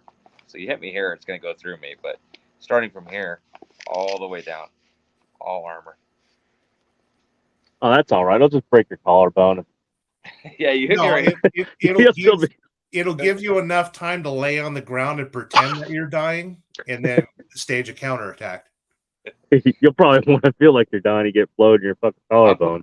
And I'm trying to get to I'm trying to see you from 1,400 yards away. That's it. I got my perch position, and you motherfucker comes up on me. You're gonna see me. I'm gonna see you. You're gonna see me. Yeah, like I said, if I'm not home or not, then like I said, I gave her a plan that, like, let's say we did have a nuclear attack or something. I told her pretty much for 72 hours, stay in the basement, put the mask on when you come out, just get in the fucking car and start driving north, like the Messina, New York or some bullshit. Yeah, city. So there ain't no sitting around, no basements. It's getting. Oh yeah. You go to that fucking GPS coordinates I got in your fucking phone. Well, you still got the fallout though. Where we're at, the fallout would be here, but by the time she even got, that's why I said just fucking wait for 72 hours. Where the attack happens and stuff. I think if we do have an attack, it's going to be in a different country, and they're going to try to lock us all down because of it. Yeah, maybe not. I don't know. See right here, right where I'm at. I don't know if they still technically have. Nobody knows what Russia really is. If they're still using the old ICBM coordinates like they were in the Cold War and shit. Because technically the area I am wouldn't be attacked, but now maybe it would because all the vital coal. Because back in the 80s and shit, that's fucking. They would consider maybe the coal mines and shit vital. I don't know if it would be fucking first plan, but. They're definitely going to hit Harrisburg. They're going to hit Philadelphia. Fucking Toby Hanna, they'll probably hit with the fucking base there. They're definitely going to hit Vegas. Area 51. And, I'm in the mountains. We ain't going to get the initial blast or anything, but the fallout most likely will come this fucking way. So there's no way you're going to beat the fallout. But she'll be driving halfway up to, I don't know, she would probably be halfway up to maybe New York state line before she'd be in fallout. So you might as well just wait it out for fucking 72 hours and then fucking go. What's the date on that, Kyle? What's that? What's the date on that? It's brand new. Probably 2040. Like her expiration date. There ain't a date on it. No expiration on it? Hold on, it's got to be somewhere in here. Yeah, it's got to have an expiration date on it, or at least a manufacturer date. These are the new MREs. Supposedly, they're fucking good as fuck. That's what it's got the heater in it already, and yeah.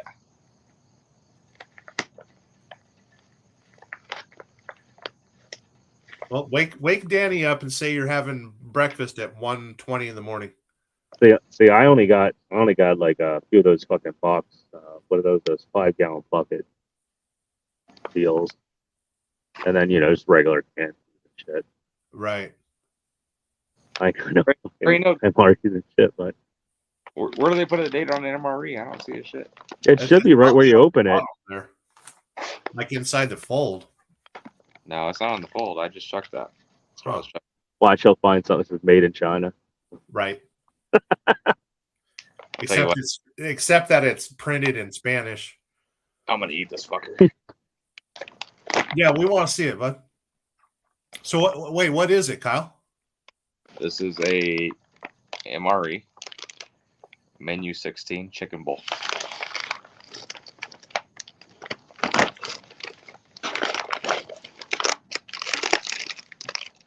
There's a date. Maybe. It's good forever. That's probably the sauce for it. This is a cinnamon bun. That's probably breakfast. I got gum. Oh wow. Does it come with gum, condoms, A cigarette? pack of smokes? Yeah. Spoon. Here's beverage powder, orange juice. There you go. Oh, I bet that. There you go. Try that out. Add to a half Canteen cup, 12 ounce of water. Stir and allow it. Okay. This cheese spread, I heard this shit's good. Yeah, it is.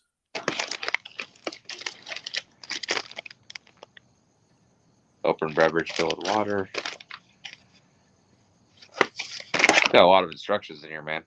Was there utensils that come with it, or? And you already starved to death before you even opened the package up. Huh. I got plenty of time to figure it the fuck out. Here's the heating pack. That's crazy. I'm too drunk to figure this shit out, man. Here's trail mix. So we got trail mix, tortillas, orange juice powder. And while you're figuring that out, I'm already down at the Taco Bell taking hostages. Yeah. Main course, the burrito meal. See, I know I haven't.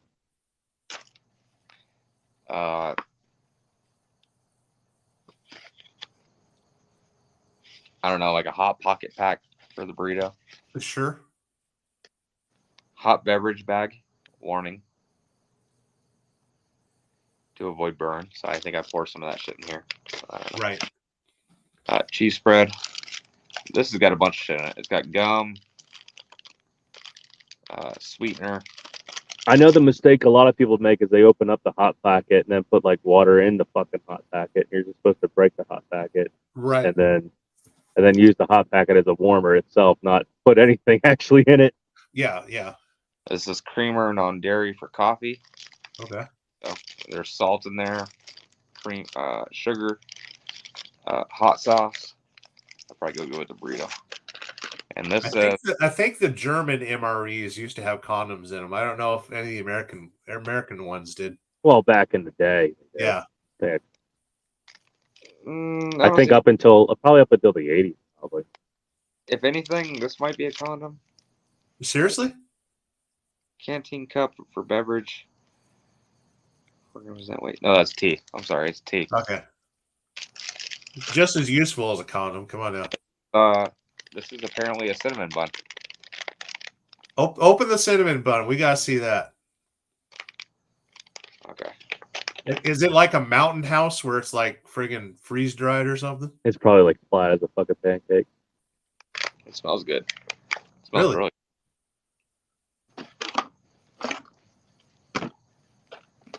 Oh, that's Looks funny. like a loaf. Looks like a loaf of bread. And it had the do not eat packet too. What do you think, Kyle? It's pretty fucking good. I was gonna say it's probably better than fucking starving. Wow. Yeah, it was good. See, I had these single serve ones that fucking when you open it There's up. no icing or anything with it. What's it? Yeah. Yeah, it's all on the inside.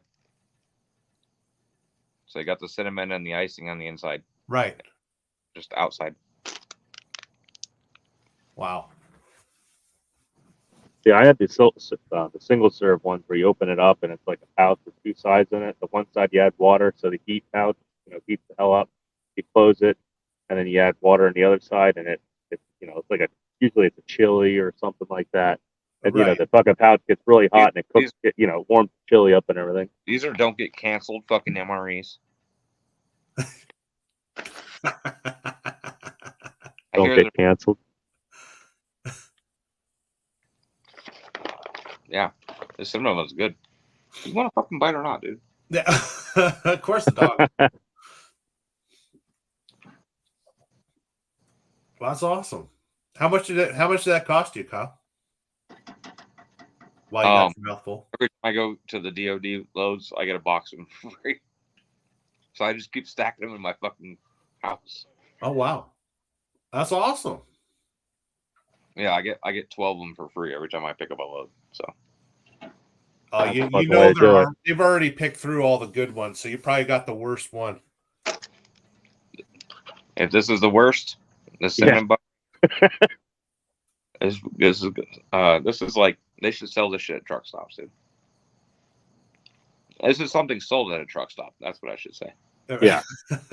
Actually, it's probably better than what you can get at a truck stop. Probably has better ingredients in it. Well, to be honest with you, I had a cinnamon bun today.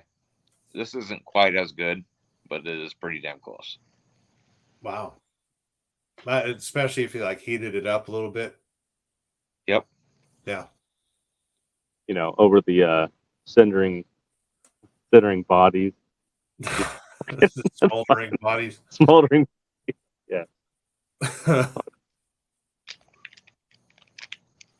I hear a lot about this cheese spread, though. I hear a lot of guys like this shit. Yeah, They trade that that shit.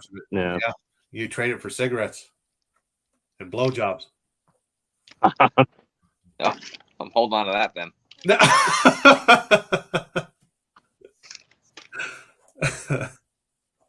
Okay.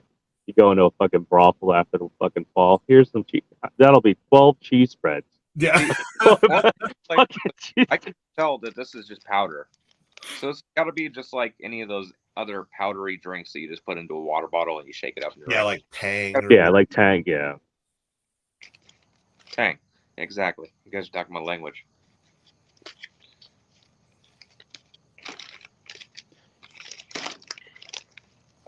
I haven't opened up one of these ever since I got one, so I figured the instructions would be in here and I had plenty of time to read. I think they just heat up when you expose them to air, right? Like the cold hands things. Yep. Some of them you got to add water. Some of them you don't. Inflammable gas. Do not place an open flame in vapor. Right.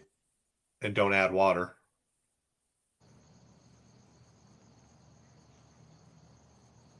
I think what people end up doing is they open that up and they put the food actually in. Or they add it to the food, Yeah, they add the food in the bag, and you're not supposed to do that. So what exactly is the chicken burrito then, Kyle? Is it it's in a bowl or something, right? Well, I got trail mix here. It's another Right. snap. Here's the tortillas. And then this is the burrito mix right here, which I can tell protein, some sort of meat. Dehydrated Taco Bell meat. Probably. Chicken burrito. Chicken with rice, beans, and vegetables. Ingredients: water, cooked chicken, breast milk, rib meat, chicken, breast meat, rib meat. Did he say breast milk? Hell yeah. I thought he said breast milk. Breast meat. Diced tomatoes, green chilies, corn, pinto beans,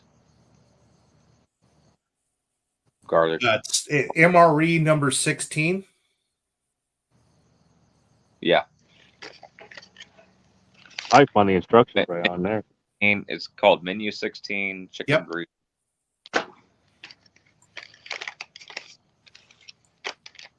You finding YouTube videos on it? This one is menu 16. It's chicken burrito bowl. It was introduced in 2017. It's essentially chicken chili with rice plus a couple tortillas. It's not bad. It was inspired. Wait, hold on. But yeah, it was created in 2017. The cinnamon bun is the most favorite part of it. Hell yeah. It's fucking good. End of the world happens. I'm already missing this shit. Menu 16, y'all fucked it up. Fucking, they'll be trading cinnamon buns out of fucking menu 16 fucking MRE. Yeah.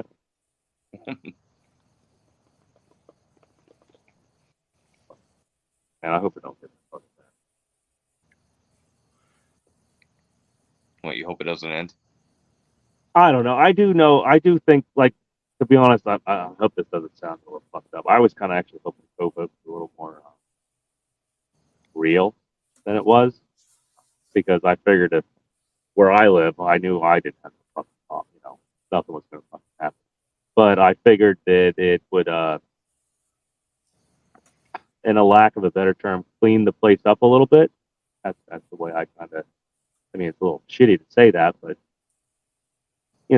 things have gotten a little out of hand, more ways than one, By the way, that MRE was created by Sterling Foods in San Antonio, Texas. Look at the label, Kyle.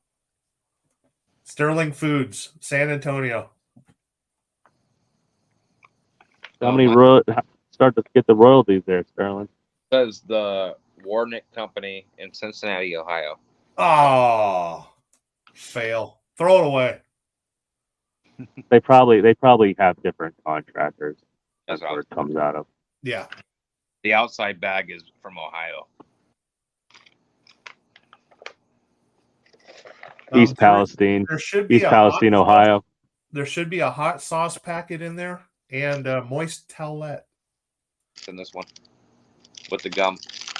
So you got 2 pieces of gum. Holy shit. 2 pieces of gum. You got coffee brew, tea, a moist wipe. Probably see it on the side, moist wipe. Hot sauce right here. What are you supposed to do with all that trash? Is it biodegradable? No, you throw it at the bombs. Right. Or whatever. I mean, this is definitely rations that you get. Feed it to the turtles in the ocean. I'm sure it's served overseas in any kind of combat. It's like, dude, we ate this every day. What are you guys doing?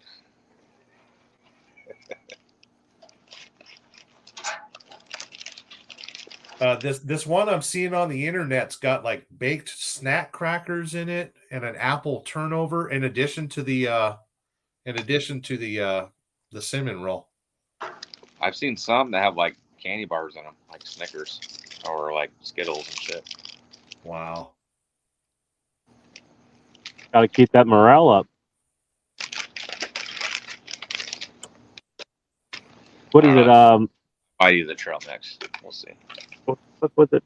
I think they said like a soldier carrying his normal sack and everything that like can burn on a normal day of a march.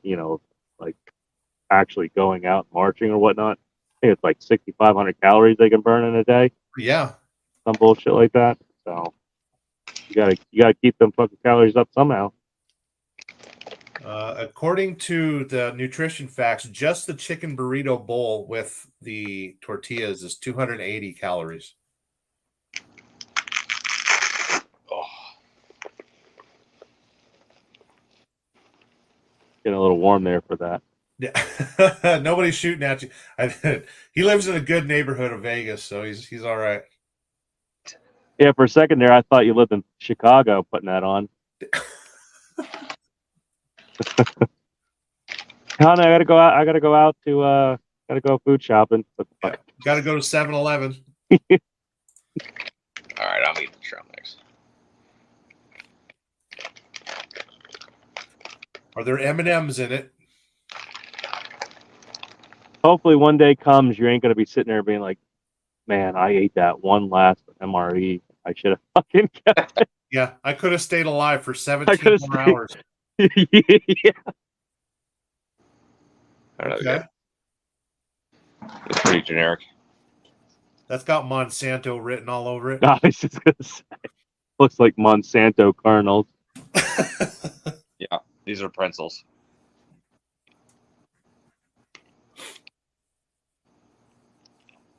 We'll give you this salty snack, and you probably have no fucking want. Yeah. It's good, but I like Trim Mix to begin with. So I mean, it's got cashews, almonds, Right. mainly pretzels, pencil balls. Yeah, the only thing that's missing is clean water.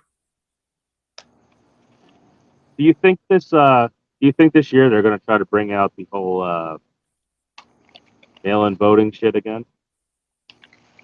Depends on what pandemic they come up with. Nope, it's here to stay. Trust me. Well, it's so convenient Oh, you- and easy. Now they're going to have you vote by app. Possibly. I mean, I would be okay for that if it was like open source or something, where everybody could fucking see. You know, at least. Yeah. As long as Dominion is taking care of it, I'm Yeah. okay. Yeah. Now, careful. Like fucking Tucker Carlson. Have you caught his show on Twitter yet? I haven't. It's pretty good.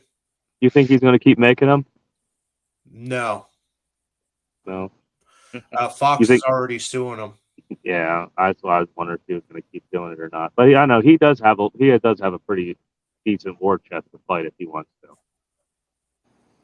Well, You think they're he's still got 39,000 hours of video he needs to release from January 6th. And some people are starting to think that maybe he actually has the list. Fucking that guy's name. Oh, the Epstein list? Yeah. Some people actually think he has it. That's already out. What, the Epstein list? Not the full list, not the client list. Not the actual, like, I mean, a few people, but not like the client list. Yeah. White records are out. It's been debated whether or not that's real or not, because there's a lot of names on there that have been doctored. Because they were showing like Marshall Mathers was on there and a whole bunch of others. Eminem. Yeah, Eminem. I'm sure that him they hooked up. Like, Yeah, every Yeah. list I've ever seen has been doctored like crazy. I don't know if you've seen Eminem falling on the sword for the New World Order, but yeah, I'm pretty sure he went there. Oh, him in friggin' Rage Against the Machine. yeah, they've done some pretty critical shit. Like, I don't even listen to fucking Eminem anymore because of the bullshit he did. There with the whole fucking Trump and all that crap. I Right. can't believe that. But he's just towing the line. I mean, come on, he's got a mansion to take care of. That I do believe a lot of that is towing the line. For you get out, you step out of line a little bit, you end up with Uncle Carlson and shit. Yeah. Do you think that all that this shit with Tucker Carlson and Trump, you think this is all like one staged event all at once? Like it's all connected to fuck up the They're hoping that he blabs as much as possible right now, so we forget about it by the time election comes. But you That's think kinda that's what why you think that's why they got rid of him though, was because of the election? To try to Definitely. yeah, I was thinking the same thing. That this is like one whole like not a little The conspiracy, second but he brought Kennedy on there, and Robert F. Kennedy, and started talking about Ukraine and anything anti-establishment, they're going to turn him into the new Alex Jones. not a rifle bag. Oh no, I thought he was pulling out a rifle bag next. No. Last time I pulled out all my guns, somebody started yelling at me, "You're gonna get me canceled." It's like, okay. Oh, I held a 22 over my head and friggin' YouTube dropped my stream. Really? You didn't Wow. see that? That's why I went to Rumble. Trying to think if I fucking pulled them out on live before. Maybe not live. I think I've done a video where I at least like showed them, Right. but I don't think I've ever pulled them out on live. Now, if you notice, like the popular gun channels now are, if they're on a range or something like that, they're censoring the gunshot noise, and you're not allowed to show how to load magazines into a gun or anything like that. You're not supposed to show. You're not supposed to show form and functionality. I guess what YouTube's saying. Well, I know they've been using with the algorithms. They've been saying like the first 5, like 3 or 4 minutes, or not. They can't say the word gun. 8 minutes. After 8 minutes, yeah. You're free to cuss. Cuss. Yeah, that's it. Yeah. You're free to be spicy after 8 minutes. I could show you how to bore out an iron pipe bomb that you can get at your local Home Depot. Yeah. With a 3D printer, I can show you how to separate the gunpowder into a fusible matter with a fuse that goes in the middle. We'll put it this way: you can do a lot more with tannerite than meets the eye. Right. Yeah. Next thing you know, you start getting phone calls from certain people. I've got a bunch of tannerite, but I wanted to use it for fun. God damn it! I don't want to use it for war purposes. Because I've got a DJI drone, and I see these DJI drones being used in Ukraine. I'm very curious how they're engineering the. What they're doing is they're taking the downward light, because on the DJI you can turn it on to where a function will be that the light will shine down, and they're taking that transmission and they're figuring out where that like signal comes from, and they're using it for. If you go on eBay, you can buy they can already buy the actual what do you want to call them? The drop thing, whatever they are. They just plug into where the light goes, and it thinks it turns the light on. And then when it does it, it opens and drops whatever the hell the hook you put on it or whatever the hell it is. Right. Yeah, it's on eBay. It's on Amazon already. Amazon? Tether or whatever. Yeah, I think you can get them on Amazon. It's a tether light. Yeah, you should send me a link. Well, just Google it. It'll come right up. I bet you right now, Sterling pulls it up. You just find DJI tether. It'll come up. He's very easy. Well, we've had it in the RC airplane community for a while. We used to be able to drop, parachute stuff and all sorts of stuff. There's so many cool toys out there we can't talk about. Yeah, I know. Unfortunately, our government will not let us possess any hand grenades. We should all get together with drones and put a machine gun on the fucking. Oh wait, no.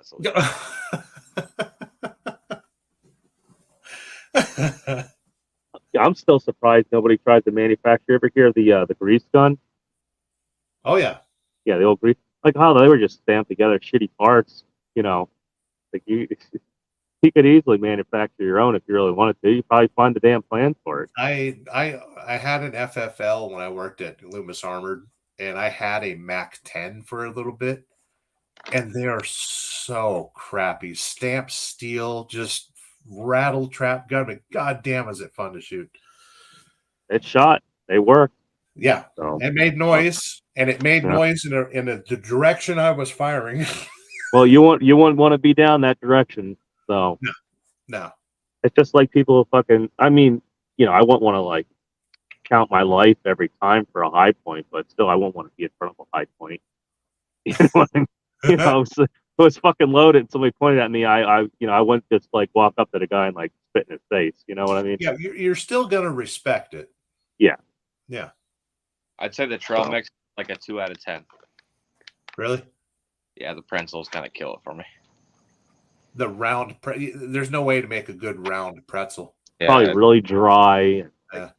Probably no salt, really. Not enough. It's like those Schneider pretzels. Have you ever tried those? Salt, kind of like saltless. Right. Yeah, saltless.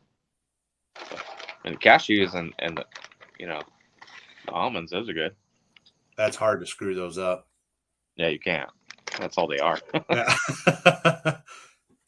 It's the only thing California gets right. I mean, besides their gun laws? Oh, California is beautiful. You can crap on the street anywhere.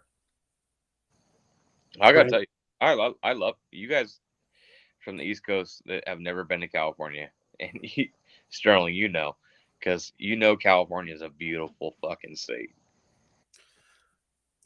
because California stretches from the deserts of Mexico to like you can go from desert to almost like Canadian province. Redwood, Beautiful mountains, redwoods. redwoods. The valley, We're the going there valley's in pretty a couple nice. weeks. We're going up to Eureka for a weekend. It's like it's the only thing California doesn't have is swamps. Enjoy. It just enjoy need out Yeah. there. 'Cause it just needs a good earthquake to take off maybe that first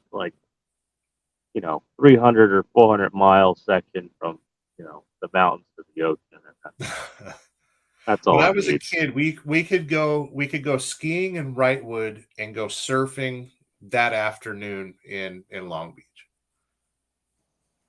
I used to love that. Now I won't do it.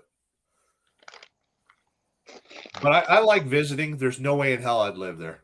Well, Long Beach, you probably just have to climb over the fucking tent city to get to the beach now. So.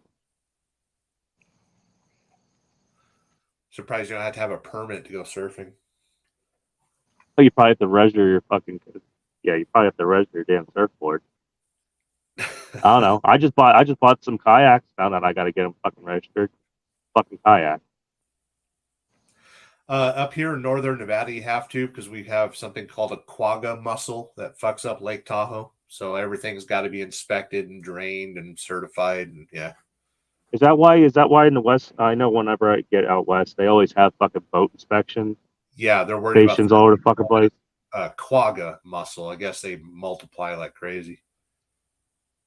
Yeah.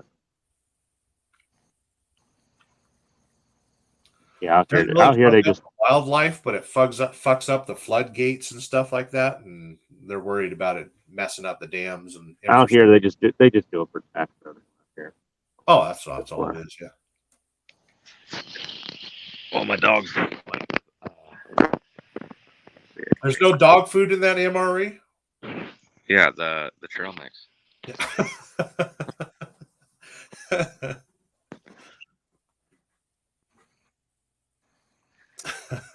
We're eating right now. Well, they're eating it.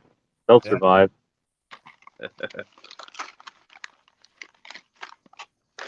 Like, hey, tastes like Alpo. I hate fucking doing fucking dog food plans. So what are you doing up this late, Jackknife?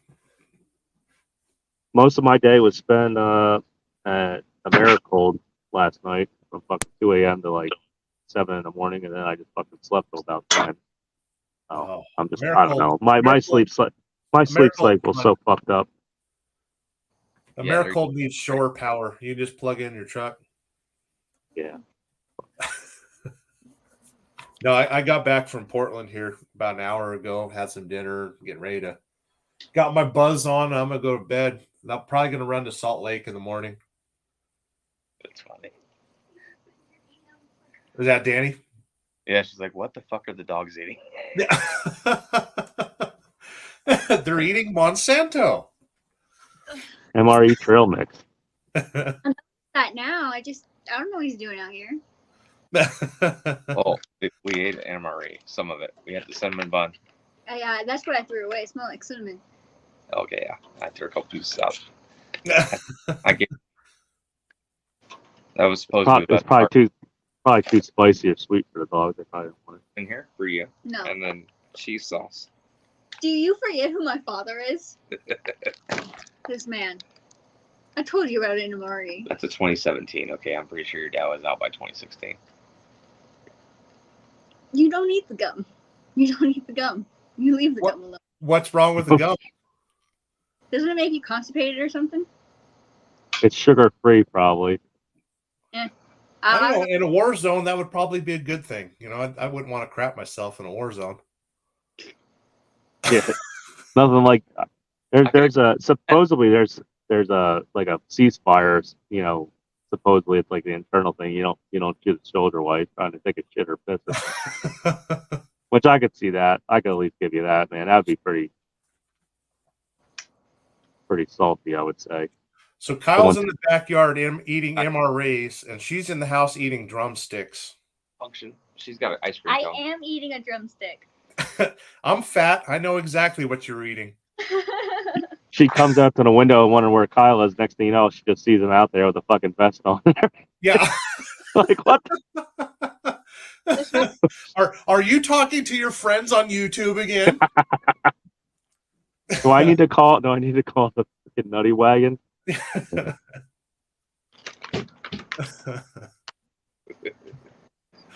Oh, that's fantastic. She's like, oh, you're getting into drama.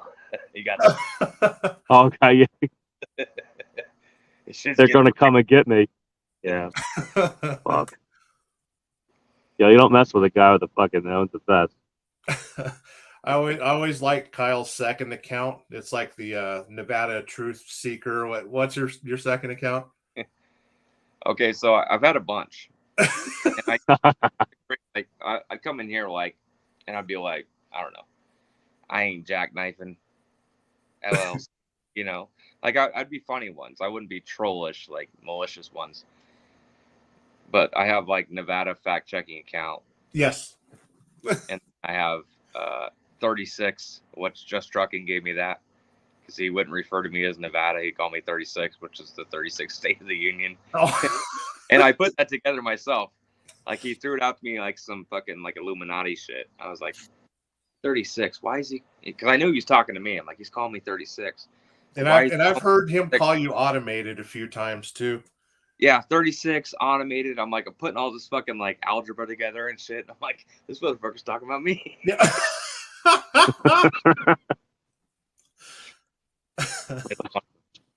But I stopped doing those accounts because like people were doing it maliciously. And I didn't want to be associated with that. That's the thing is people tend to take it too far on YouTube. I mean, they're like people's moms' names and stuff like that. And I don't want to be associated with that. Like, oh, I might be that guy. Like, so I stopped making accounts like that because I don't want to ever. Because you could just go into that account and change the name a million times. So I can go in and as Nevada fact checking and then comment, and then like 5 comments later, I could change the name and make it to whatever I wanted. Right. I just don't want to be associated with that. So I stopped making any accounts. I only come in under Nevada. And you might see me pop in, like if I get blocked, like under 36, Nevada fact checking. Those are the only ones I kept. And I don't change because I don't want to be associated with doing any of the malicious shit. So I just straight up stopped it because I started seeing like the Larry June ones, like about his daughter and stuff like that. And I was like, I don't ever want to be associated with somebody that might be that guy. So I just stopped making funny troll accounts or whatever. Because it was no longer funny. Like getting pictures off people's graves and fucking. Yeah. Or I've seen that. Or just using it as some sort of weapon here on YouTube, like to attack people. I don't want to be associated with that, so I just stopped. It's tough. You really gotta have a thick skin on YouTube. Just in the last like 3 or 4 weeks, I've had to battle so many friggin' trolls on my channel. What the fuck? I don't know what it is. It's just in like the last 3 or 4 weeks, I've had a lot of people come back through my older videos and stuff. I did a video like not long after I met Alex Mai. It was a fuel tank controversy when I was having those fueling issues on that Freightliner, where it was sucking out of one tank and overfilling the other and stuff. It's funny because Wheelburner went through that same thing issue. Yeah, and it was a piece of foil from a friggin' hose lubricator bottle. It got stuck in my fuel line and it was traveling through the system and it would fuck it up. Well, I had to sell the truck and let somebody else fix that to find out what the friggin' problem was.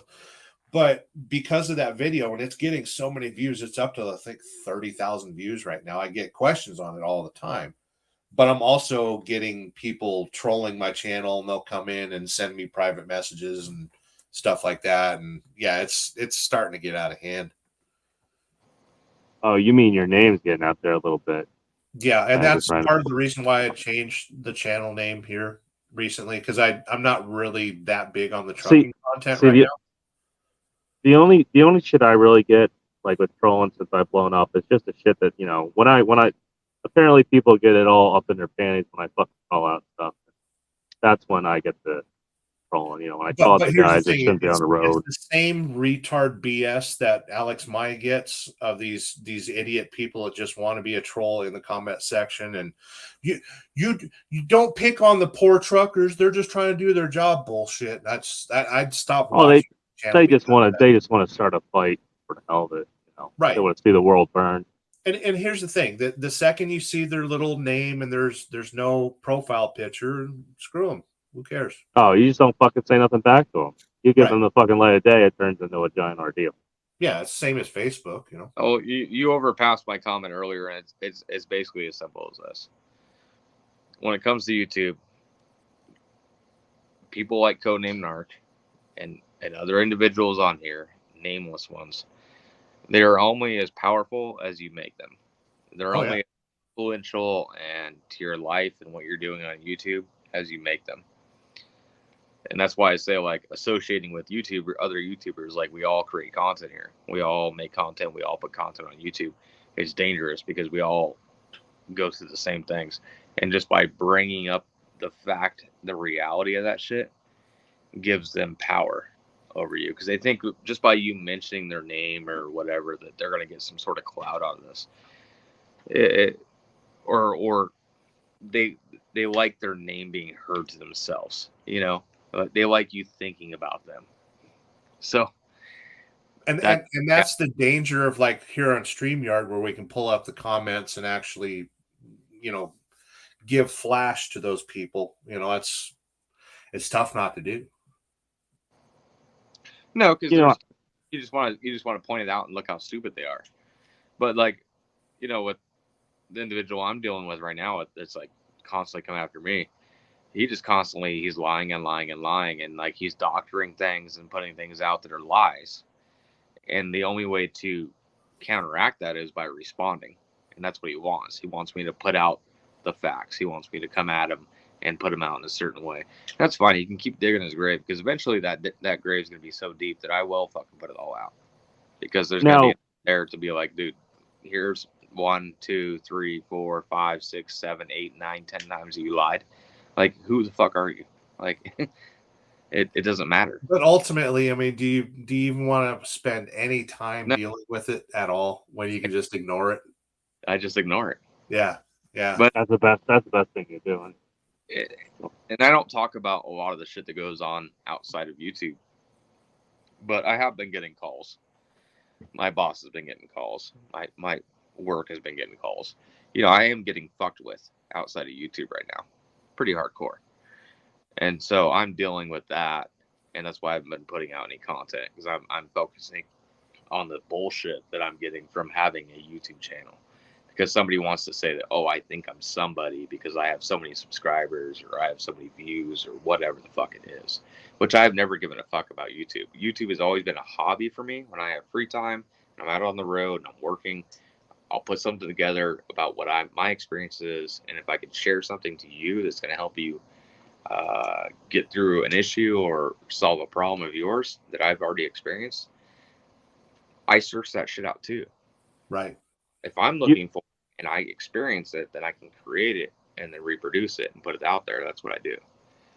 YouTube doesn't really become very meaningful or a meaningful business, I guess. Well, it's only as meaningful as you put into it. You know, until you hit like, until you actually hit like 100,000 subscribers, or you know, and I could then it's, you know, if I really wanted to, I could probably completely block out everything, talking to everybody on YouTube, any association, and completely focus on creating a YouTube channel, and probably do it. I know I could, because I've got the cameras. I could get all the angles and all the footage coming in to where it's giving me everything. I know how to tell a story.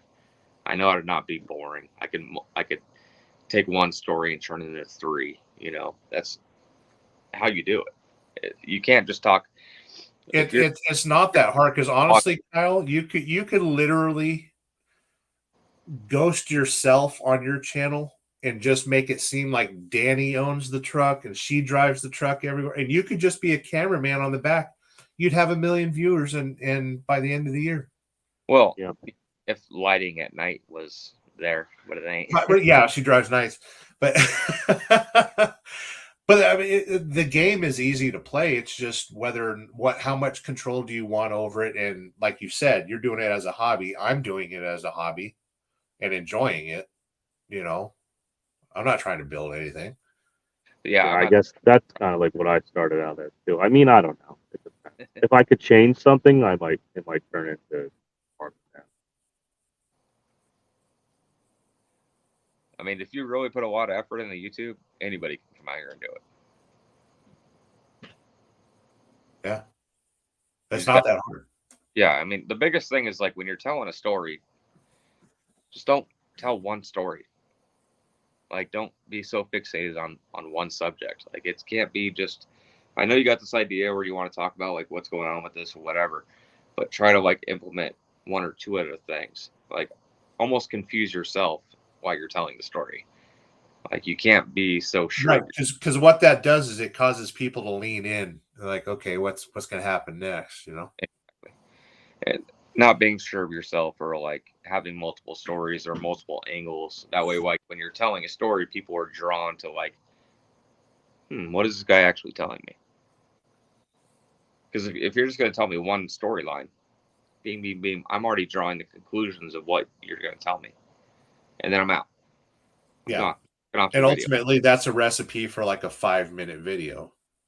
Yeah, and if you're going to do a 5-minute video, do a 5-minute video and just tell your story, boom, boom, boom, get out. But if you want to keep people in for 10, 15, 30 minutes, which YouTube is, their algorithm is turning towards longer and longer and longer and longer videos. The longer videos and the more retention you have, the more YouTube is going to push your content. And it's not something natural. And especially for the trucking industry, it's not something that is easy to do because it's trucking. It's the same thing. Right. You have to have a story and get a captive audience and tell one story, but also kind of keep them guessing on what you're going to be telling them. So, like, very simple. Let's say I was going to make a video tomorrow. Well, let's just say tomorrow is Monday. Well, I'm going to get up. I'm going to wake up. So I probably show it up. Me waking up, talk about what I'm going to do today, but then talking about what's going on Wednesday. Wednesday, I'm going to go pick up this DOD load. My week's going to be set up for this. This is what rate's going to be. But today, this is what I'm doing. I'm going to go deliver this load. It's going to be a quick in and out.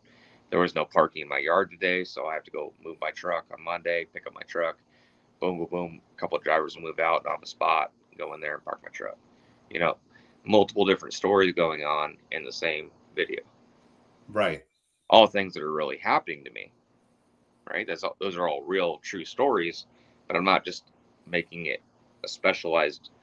I'm going to wake up, I'm going to back into the door, and then they're going to come out, they're going to sign my paperwork, and then I'm done. Like, there's nothing there. It gets boring. Yeah. Like so many times, how many times can we watch somebody on YouTube with a broken truck? It's sitting in a hotel. It's constant. How many times you get to do those videos? When I see it, that's why I like the personal relationships with people on here, and I get to know people. Is because when they are going through something like that, I can relate. I'm like, okay, this is somebody I know is real. They're not. I could tell when they're kind of fluffing or they're kind of like. Yeah, not only can we relate, but we feel like we can help them out. Yeah, So it becomes a community thing. So there's that dynamic that I found on YouTube, and then there's also like making sure you're telling your story and how to tell your story. But staying focused on just being like, okay, if I'm going to have these other relationships with other people online or whatever, if you're going to keep your YouTube channel alive, and YouTube is going to be something you're going to try and focus on, which is something I'm battling on whether I want to do or not. You have to really put a lot of effort into it. It can't just be pick up the camera and go. Like, you got to have like some. It becomes more than just a hobby. Yeah, it's a job. And you have to have at least like a rash thought of like what you want to do, because everything's rash with YouTube and what you're going to create. So you might just pick up the camera and you have an idea of what you want to talk about, but it can't just be one singular conversation. It has to be multiple storylines. So you have to have, this is what I'm doing today, but I have this filler here and I have this filler here. And I wanted to tell you guys about this. I want to tell you guys about this, but it has to seem generic and natural. And like, there's so many dynamics to it. Like, right. order to like keep retention. Have you watched any of the Casey Neistat videos and stuff like that? No.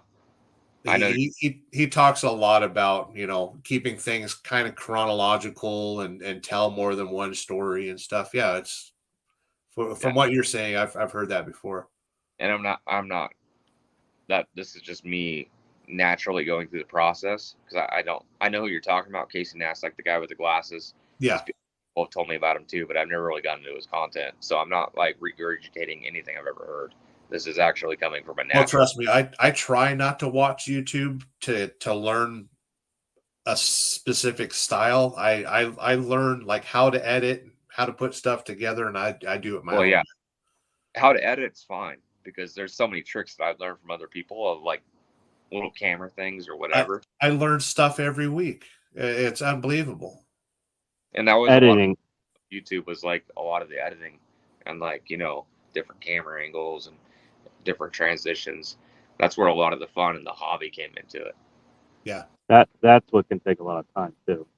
Yeah, it does. Yeah, and then also exporting and all that shit. For 1 minute of video, it's 4 minutes of editing. Like I could make a video just talking to the camera and get 10,000 views.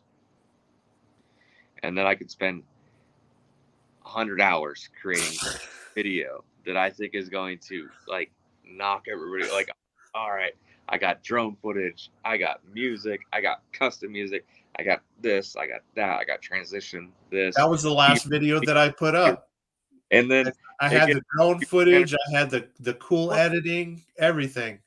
And 23 people watched it. Yeah. Yeah, I know how that. Like I have that happen all the time, and then out of nowhere, either the video will suddenly blow up, months down the road or weeks after you make it. Like shit, I got like the Pigeon Forge, my vacation videos I put out, because I just want to try to put out some that I have a life besides truck.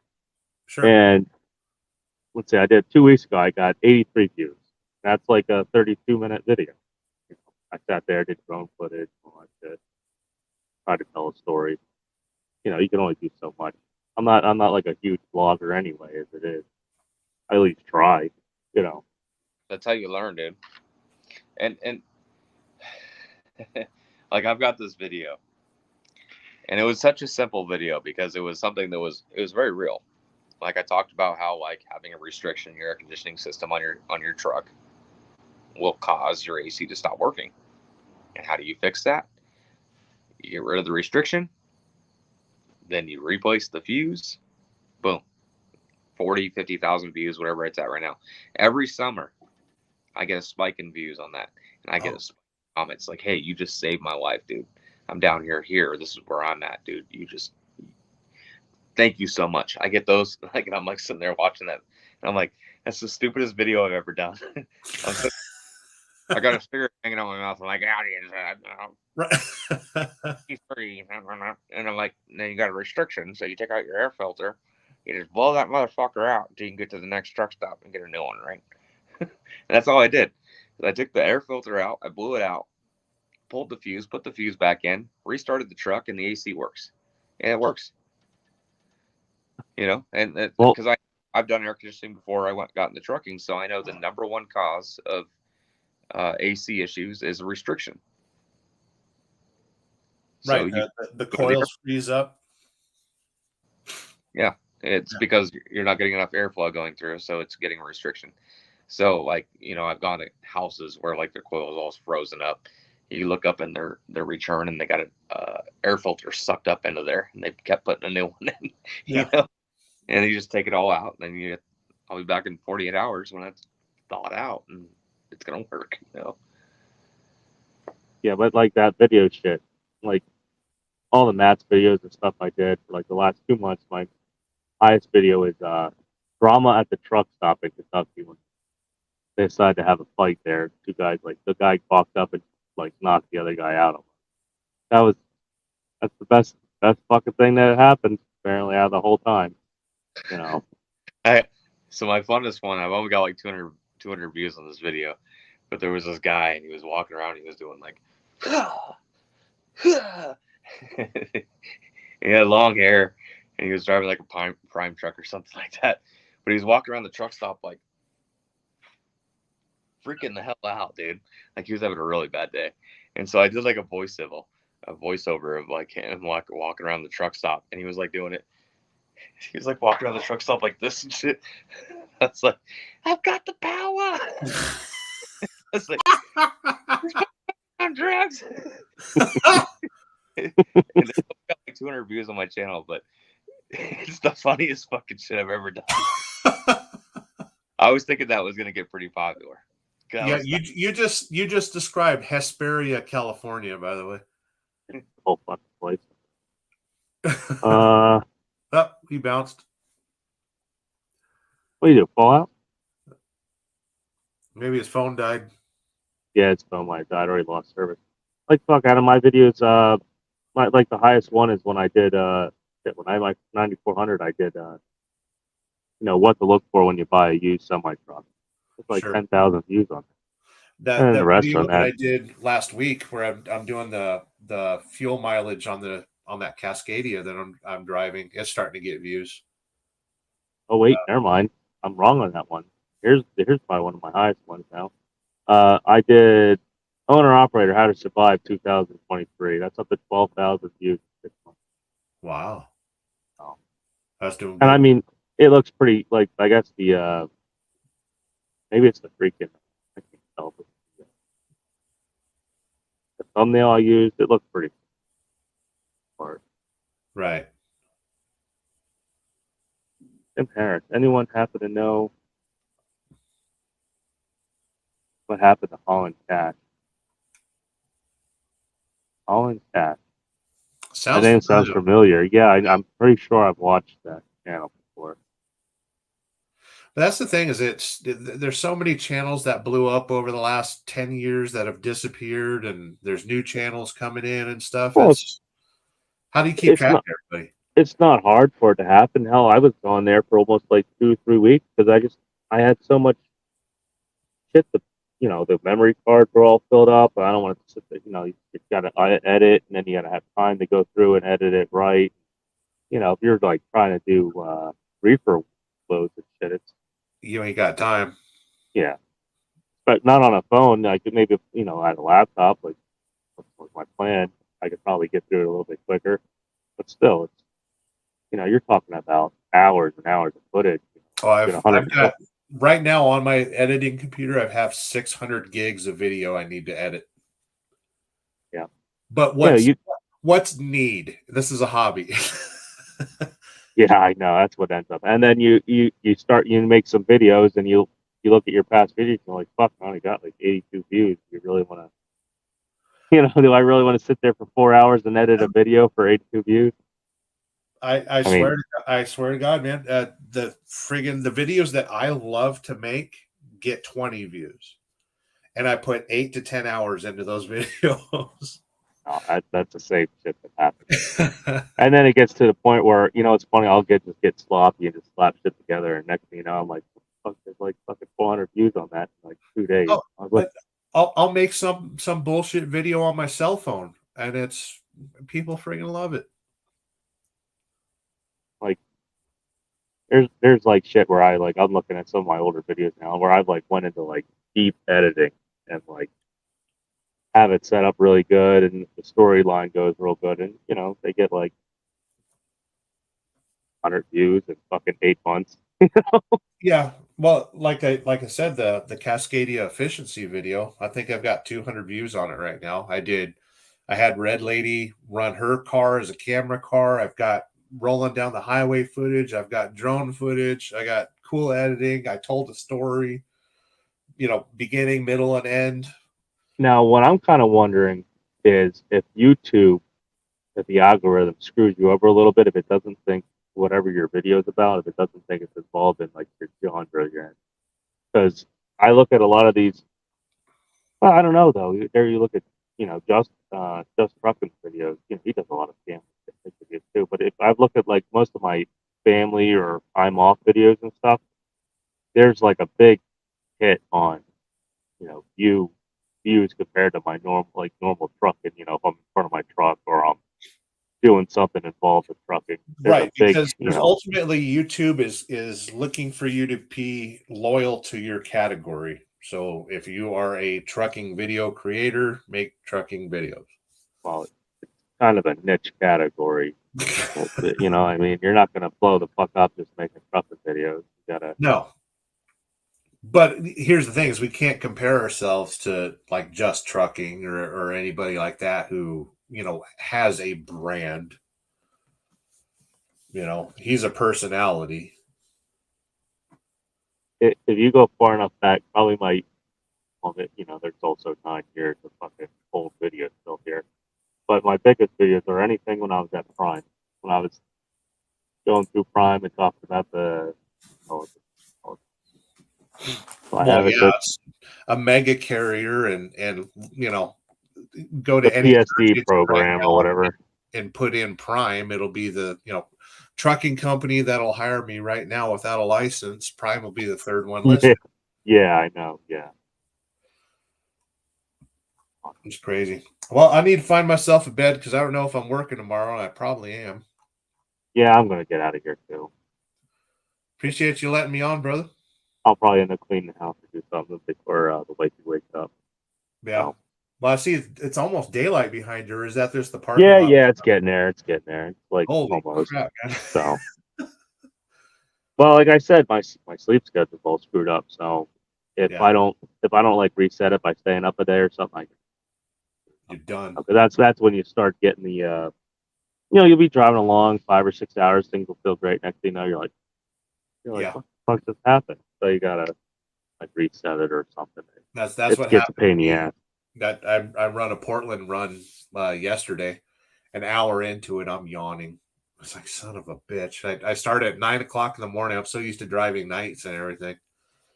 So it's been a kick in the ass to try to get used to driving days. It just takes that one load that knocks you out of your rhythm or wakes you up. Like you got to continuously get up to. Oh, back into the door and we'll come get you. Well, they come get you fucking an hour and a half later. You wake up, kind of move the truck out, open the doors up, back in. Then another hour later they bother you with fucking lumber shit. Yep. And those are the joys of reefer hauling. A lot of times I would ask them, hey, can I just drop my trailer in the door and go bobtail somewhere and come back? Well, those are the good old days when they did that. Now nobody wants to touch it because there's so much liability. They don't want to fucking deal with. You got to have a signed contract for them to touch the fucking trailer. Right. So, as I used to do that, you go back 4 or 5 years ago, you could just fucking drop the trailer and be like, yeah, I'm gonna go park over there. You know, pull the trailer around and park in the spot and wake me up when you're ready. Call you me. get a good 6 hours. Yeah, you get a good 6-8 hours sleep. You know, not fucking having to be woken up every 5 minutes for this or that or.